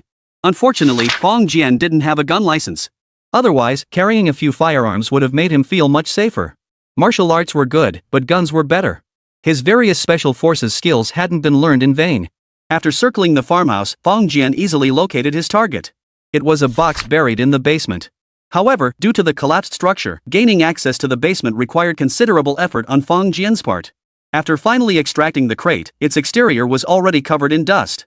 Yet upon opening it, Fong Jian discovered the contents inside were remarkably well preserved. Then again, it made sense after all, these were bearer bonds worth $10 million. And that was 10 million from 10 years ago. Anyone holding such a sum would naturally take every precaution to keep it safe. Fong Jian had come prepared. He took out a new briefcase and placed all the documents and certificates inside. As for the box itself, he discarded it on the spot. Afterward, Fong Jian returned to his car, started the engine, and headed toward the mountain exit. However, halfway through the drive, several gunshots suddenly rang out ahead. Fong Jian immediately stopped the car. Could he be encountering robbers? Though Fong Jian wasn't afraid, he certainly wasn't about to charge in like a fool. Yet, after a moment, he realized he might have misunderstood. Accompanying the gunfire were the howls of wild wolves, and not just one. A hint of amusement flashed across Fong Jian's face. In a foreign land, he'd stumbled upon a standoff between humans and wolves? Damn, even movies wouldn't dare portray something like this. After all, this was the information age, not the steam age. Still, after a moment's thought, Fong Jian drove the car over. The distant roar of the engine carried toward them. Then, Fong Jian heard someone shouting through a megaphone, "Watch out! There's a pack of wolves up ahead. Get out and fight together. It'll be fine once dawn breaks." Sure enough, a cluster of small campfires flickered along the narrow road. 2 cars were parked beside the fires, and several people armed with guns seemed to be keeping a careful watch. Fong Jian slowed down and drove toward the bonfires. Encountering unfamiliar strangers at night naturally called for caution. But when they faced the same enemy, a pack of wild wolves, the distance between people instantly closed. As Fong Jian drove, he distinctly sensed wild wolves running near the vehicle. However, these wolves had likely seen cars before and knew their teeth were no match for the metal, so they did not attack. Soon, Fong Jian arrived at the campfire and jumped out of the vehicle. His gaze swept over the scene, taking in everyone present. There were 5 men here. 2 middle-aged men in their 40s or 50s, 2 teenage boys around 16 or 17, and 1 boy who might not even be 10 years old. Outside the vehicle, 4 men and the older boys each held rifles. They fired shots into the air from time to time. The young boy, however, stood tense, clutching a knife. Fong Jian strongly suspected that the knife was more likely to end up in his own hands than in the jaws of a wild wolf. Inside the car, there were still people. Fong Jian guessed it was probably a woman. "Hey, buddy, got a gun?" a burly white man bellowed. Chapter 177, 1 shot, 1 kill. This was German. In Austria, over 90% of the population speaks German. "No, I'm just a tourist. I didn't bring a gun," Fong Jian answered honestly. In truth, he didn't even have a gun license, making it impossible for him to carry firearms. "Oh, this is absolutely terrible," one of the men complained. "Buddy, one of our vehicles broke down. Could our people ride in your car to get the hell out of this place?" Only then did Fong Jian realize why these people, who clearly had cars, were still tangled up with these wild wolves in this place. "Sure, how many of you are there?" "We." Fong Jian's expression suddenly shifted slightly, then he spun around. His left foot slammed down hard on the ground. The shoe on that foot seemed to have been crushed by the foot of the Hulk. It cracked open with a loud snap. Beneath Fong Jian's foot, veins bulged prominently, turning faintly dark. With that single stomp, a small dent appeared in the ground. Yet propelled by the sheer force of that stomp, Fong Jian's body shot forward like a bolt of lightning. Then, his other foot lashed out with a fierce kick. This kick narrowly grazed the knife-wielding boy's body, striking toward his rear. Thud! A piercing scream erupted as a dark figure was sent flying by the kick. "Maxi!" a man shouted, charging forward with a gun drawn. Fong Jian had already scooped up the stunned, bewildered child and leapt to the fire pit. The man reached Fong Jian's side and fired a shot in that direction. His body trembled slightly as he said, "Hey, buddy, thanks." When Fong Jian suddenly acted, the others hadn't had time to react. But human vision is always much faster than action. So they still saw Fong Jian kick the wild wolf attacking from behind into the air, protecting the little boy. In that moment, they felt genuine gratitude toward Fong Jian, even letting go of the initial wariness and caution they'd felt upon seeing the stranger. "Damn wild wolves. I'll hunt every last one of them down." A young man stepped forward, took the boy from Fong Jian's arms, and comforted him. "Maxi, don't be afraid. I'm here." Fong Jian smiled faintly and asked, "You want to wipe out the wolf pack?" Of course, the young man replied without hesitation. "May I borrow your rifle?" Fong Jian asked amicably. Had this been before he saved the boy, the other man would never have agreed and would likely be wary of him. But at that moment, looking at Fong Jian's calm face, devoid of any trace of worry, the young man hesitated for a moment before immediately handing over the gun he was carrying. The 2 men exchanged glances. One opened his mouth but ultimately closed it, saying nothing. Fong Jian took the gun and examined it. 41 Hong Kong dollars? Now that's a rare find. The 41 Hong Kong dollars was the first semi-automatic assault rifle produced by HK in the 1960s. It was actually the civilian version of the G3 automatic rifle, predating even the 91 Hong Kong dollars sold in the United States in the late 1970s. However, due to extremely low production numbers, very few examples remain today. If it weren't for Brother Wu Jiangwo's ability to transform within that space, Fong Jian might not have recognized it at all. Both men paused, their gaze toward Fong Jian shifting noticeably. In this world, many people can wield rifles. Especially in Europe, America, and Africa, where firearms are practically ubiquitous. But those who could name the 41 Hong Kong dollars offhand? Not so many. Many people confuse it with the HKG-41. Fong Jian inspected the bullets, then stood up. He gazed into the distance. Though the night obscured the wild wolves' exact positions, their howls echoing from all directions proved these creatures hadn't given up. Fong Jian glanced at the few pieces of wood nearby. Heaven only knew why these people had prepared such things. But since they were there, that was good enough. He reached out, grabbed a piece of wood, and lit it. "Hey," he said, "what's your name?" The half-grown boy clutching Maxie replied, "My name is Morton. Morton Darcy. This is my brother, Maxie Darcy." "All right, Mr. Morton Darcy. Now I need you to throw this burning log in that direction. Throw it with all your might. Got it?" Morton glanced at the two men, then nodded firmly. "All right." He took the burning wood and hurled it with all his might toward the direction where the wild wolves were howling the loudest. The flame streaked through the air, and everyone immediately spotted at least 5 wild wolves prowling in that direction. Bang! Bang! Bang! Bang! Bang! Almost the instant the flames illuminated the wolves, Fong Jian fired 5 shots in rapid succession. The interval between each shot was less than a second. The moment the flaming would finally hit the ground, everyone witnessed the 5 wild wolves in that direction all collapse to the ground. Their bodies seemed struck by some force, collapsing backward and never rising again. "Oh my God! Sharpshooter!" Several people exclaimed in unison, their voices brimming with astonishment. Fong Jian smiled with satisfaction. After mastering the art of channeling energy, this was his first time firing in actual combat. Had his opponents been Special Forces soldiers, they would have instinctively dodged at the first gunshot. Then, Fong Jian's subsequent shots might not have been effective.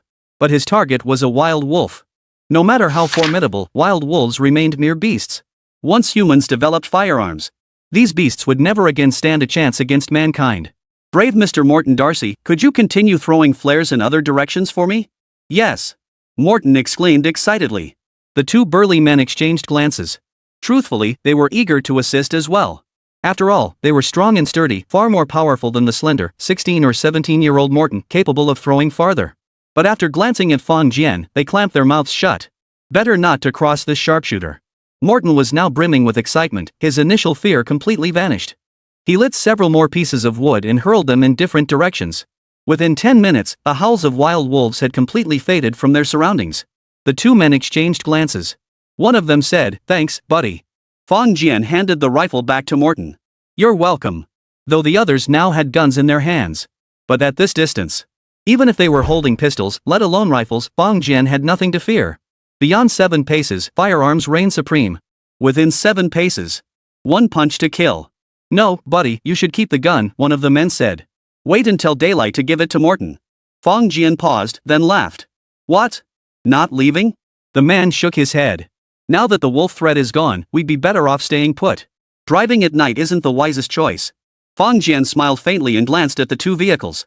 The doors opened, revealing 3 women and a little girl seated inside. "Stay put," Fong Jian instructed. "Hold out in the cars overnight. Who knows what else might lurk here besides wolves?" The men considered this and nodded in agreement. They decided to leave 2 men to guard the campfire, taking turns resting. The rest returned to their vehicles. Fong Jian naturally had no objection. But when he returned to the vehicle, he found both Morton and Maxie had followed him.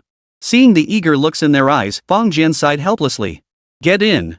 The 2 young lads let out excited shrieks and hopped into Fong Jian's vehicle. Chapter 178, he shot 14 wolves with 13 bullets. The next day, as the sun peeked over the distant mountain range, everyone finally breathed a sigh of relief. Even Fong Jian felt it. Though he had learned martial arts from Master Li Shuwen and marksmanship from Brother Wu Jiangwo, this was, after all, his first time in actual combat. He may have appeared calmer than anyone else. But deep down, his thoughts were, "I'm scared out of my wits. How did we end up facing wild wolves?" If not for the 2 families confronting the wild wolves ahead, Fong Jian might have already driven off, who knows where. Once the sun rose and they were certain no further danger loomed, the women in the car also got out. By then, Fang Jian had learned from the two little ones. They were two families, and this trip was camping. Hearing this, Fang Jian felt an overwhelming urge to beat the crap out of those two men. Camping is one thing, but camping in the middle of a pack of wild wolves? And they brought their entire extended family along. Honestly, when foreigners get stupid, their IQ levels are beyond comprehension. This wasn't some designated camping area, yet their car broke down midway through crossing it.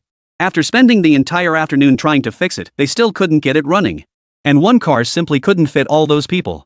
They had no choice but to stay the night here, but they never expected to encounter wild wolves. If it weren't for Fang Jian, their situation would have been dire. At the very least, 10-year-old Maxi probably wouldn't have survived. Two burly men went over to inspect the wild wolves. 14 wolves lay dead in total, 13 of them shot. But one more. After examining it, they all looked at each other in horror. This wild wolf had been kicked to death by Fang Jian. Such strength was utterly unbelievable. After all, even a bear wouldn't necessarily kill a wolf with a single swipe of its paw. So, was this Eastern man's kick more powerful than a bear's paw? Fang Jian got out of the car. They looked at his feet, and one of them said, "Buddy, your feet." Fang Jian shrugged his shoulders and said, "I exerted a bit too much force yesterday. A pair of shoes got ruined. Martial arts are great in every way except for one thing. They wear out shoes too quickly." A man approached. "My name is Bartlett Darcy. This is my good friend Berkeley Heyman. The child you saved is my son. Please allow me to express my deepest gratitude." Fang Jian chuckled. "No need for thanks." He reached out and ruffled Maxi's hair. "The little guy says there's plenty of food in your car." "Ah, of course. Just a moment." The women also got out of the car and began preparing breakfast together. Both families had originally planned to travel and camp, so they were naturally well prepared. Soon, a hearty breakfast was ready. While eating, Fang Jian glanced at the stranded vehicle and asked, "What are your plans now? Could a few of us ride in your car while we tow ours back to the nearest city?" Bartlett said. "There's no way we can fix it out here on the road." "Alright, this might be the best solution." Fang Jian knew that when towing a vehicle, it was best to have only the driver in the towed car. That person would be responsible for applying the brakes. As for the others, they'd have to transfer to his own vehicle. Since he'd run into them, Fang Jian naturally didn't mind lending a hand. And honestly, those two kids were pretty clingy, but they weren't annoying either. Soon, they were all on the road. They didn't ask about Fang Jian's background, for after witnessing that miraculous marksmanship, each harbored countless speculations, too intimidated to even ask. After several hours of bumpy travel, they finally reached the nearest small town. The two men finally breathed a sigh of relief. Fang Jian, who had been driving the whole way, was about to get out when Morton called out from inside the car, "Fang, wait a moment." "Ha!" Morton jumped out and jogged into a nearby store. He soon returned, holding a pair of boots in his hands. "Fang, try these on. See if they fit." Seeing the panting Mortlan, Fang Jian felt a warm glow in his heart. He slipped them on, and they fit surprisingly well. This kid's observational skills are pretty sharp. Naturally, the small town had a repair shop, and Mr. Bullock took the car there for repairs. Bartlett approached, laughing heartily. "Mate, we're in the clear now. I'm buying you a drink." Fang Jian shook his head slightly. "Sorry, I have business to attend to. I might have to leave soon and can't stay here." No sooner had he spoken than he felt his sleeve tighten. He turned to see little Maxi tugging at his sleeve, gazing up at him with wide eyes. Fang Jian thought for a moment and smiled. "Alright, I'll stay one night. But only one night. I really do have business to attend to." Bartlett nodded emphatically. "Understood, Mr. Fang. Rest assured, we won't stand in your way of completing your mission." "Mission?" Fang Jian froze, puzzled by the implication. But then Bartlett immediately clamped his mouth shut, looking mortified at his slip of the tongue. Fang Jian's lips twitched slightly. "Damn it, this is exactly why I dislike foreigners. I have no idea what kind of nonsense goes on in their heads." He turned to look at little Maxi, beaming with delight. Human cubs really are adorable. Whether Eastern or Western. He'd met the ladies of both families and their daughters. But Fang Jian kept a respectful distance from them, instead growing quite close to Morton and little Maxi. No wonder seeing the gleam in the eyes of that 20-something Berkeley daughter made Fang Jian feel a chill and back away.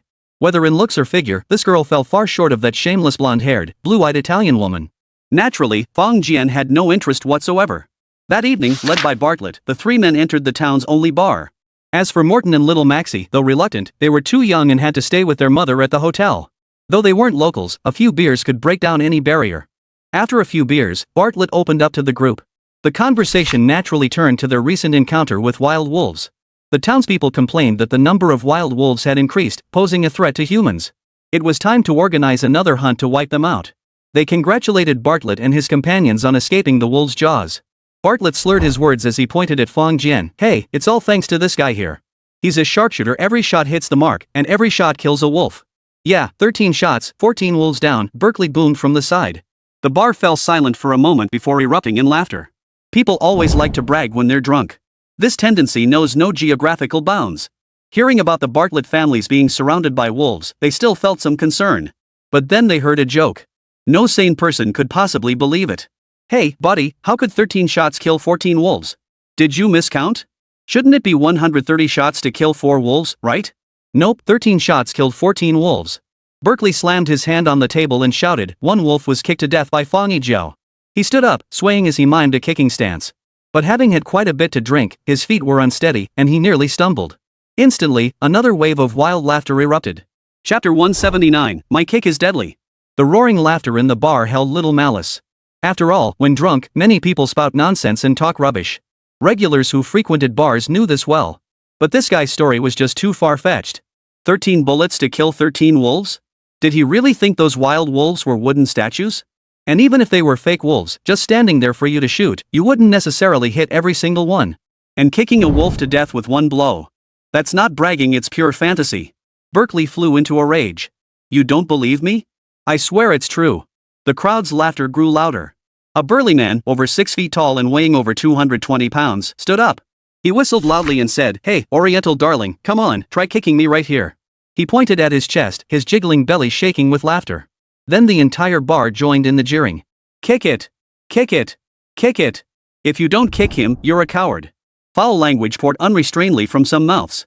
Bartlett and Berkeley, though somewhat inebriated, broke out in a cold sweat at the sight of this commotion. Fong, don't act impulsively, Bartlett hurriedly said. They're people, not wolves. Watching Fong Jian dispatch wolves as easily as chickens, they knew this mysterious Eastern man was extremely dangerous. But the patrons in this bar were mostly ordinary folk. If Fong Jian really kicked out, they dared not imagine the consequences. Fong Jian smiled faintly, patting his shoulder and saying, Relax, I'm not drunk. Indeed, though he consumed quite a bit, he still maintained control over his drinking. Since taking up martial arts, he dared not get drunk lightly. Otherwise, if he were to lose control and strike someone while intoxicated, it could spell serious trouble. Master Li Shuwen had repeatedly emphasized this point before teaching him martial arts.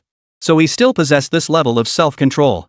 Truthfully, if certain individuals hadn't spoken so viciously, he wouldn't have bothered with them at all. Setting down his wine cup, Fong Jian stood up and walked over to the burly man. There were 5 men at the burly man's table. The one who had spoken the most viciously earlier, the one who had started cursing first, was also the most aggressive among them. Seeing Fong Jian approach, the 5 showed no fear whatsoever. Instead, they all laughed. Observing their flushed faces and gleaming eyes, radiating boundless energy with nowhere to vent as if they were itching for a fight, Fong Jian knew reason was futile with these men. But what good is martial arts training? The greatest use of martial arts was to make lunatics think twice before refusing to reason calmly with you. Fong Jian looked at the burly man and said, You want me to kick you? That's right, baby, kick right here. The burly man puffed out his chest. The other 4 burst into unrestrained laughter, even whistling in approval. Fong Jian smiled faintly and turned his gaze toward a section in the bar's corner. The bar's decor was nothing special, but that corner was different. Here, fitness equipment was arranged alongside a massive punching bag. That punching bag was twice as big as the ones Fong Jian had seen at Zhantao Boxing Gym. Fong Jian recognized this type of bag. It was custom-made and quite expensive. Turning his gaze back to the owner seated at the bar, he felt even more certain. The owner stood around 1.9 meters tall, with an extremely imposing physique. The rock-hard muscles on his shoulders were nearly as thick as an average person's calf. He sat there silently, watching the crowd's playful commotion, seemingly unconcerned. This must be an owner with considerable martial prowess, someone who could command the entire place. Fong Jian turned and walked toward the owner. The 5 men at that table saw him coming, and their whistles grew louder. Laughter erupted from the other tables as well. Fong Jian approached the counter and said, Boss, aren't you afraid we'll start a fight? The burly owner replied coldly, No problem. Just pay for the damages afterward. Fong Jian chuckled wryly. What if we can't afford to pay? The owner chuckled, That won't happen. Around here, no one dares to stiff me. Fong Jian nodded slightly, then suddenly pointed at the punching bag. Boss, can I kick it? The owner froze. What? My kicks are too powerful, I could kill someone, Fong Jian said with a grin. I'll kick the sandbag first. If he still wants to die, I'll grant him his wish. The owner stared silently at Fong Jian, his brow furrowing slightly. Truth be told, Fong Jian's physique was exceptionally formidable for an Asian man. But surrounded by a group of Western giants, it meant little. There was nothing to be done about it, it was simply the difference between two distinct ethnicities. Fang Jian couldn't do anything about it. After a moment, the boss slowly said, "Go ahead, but be careful not to hurt yourself." Fang Jian gave a slight smile and walked toward the small area. His exchange with the owner had drawn everyone's attention, every head in the bar turned toward them. Fortunately, this was the kind of relaxed, purely drinking bar common abroad, no pulsing music blaring, no resident singers performing. Otherwise, the patrons drinking here would never have noticed the conflict unfolding. Fang Jian reached the corner, crouched down, untied his shoelaces, and slipped off his shoes. People froze, noticing his peculiar action, though few laughed. "Hey, Oriental guy, what are you up to?" the owner bellowed. "You planning to kick that sandbag barefoot? This thing's custom made and heavy, you'll hurt yourself." Fang Jian turned, nodded his thanks, and replied, "Boss, I told you my feet are heavy." With that, he turned his gaze forward and suddenly stomped his foot down. At that moment, Fang Jian's heart surged with energy, adrenaline flooding his system as blood rushed instantly to his feet. Veins bulged violently on his feet, and his skin darkened.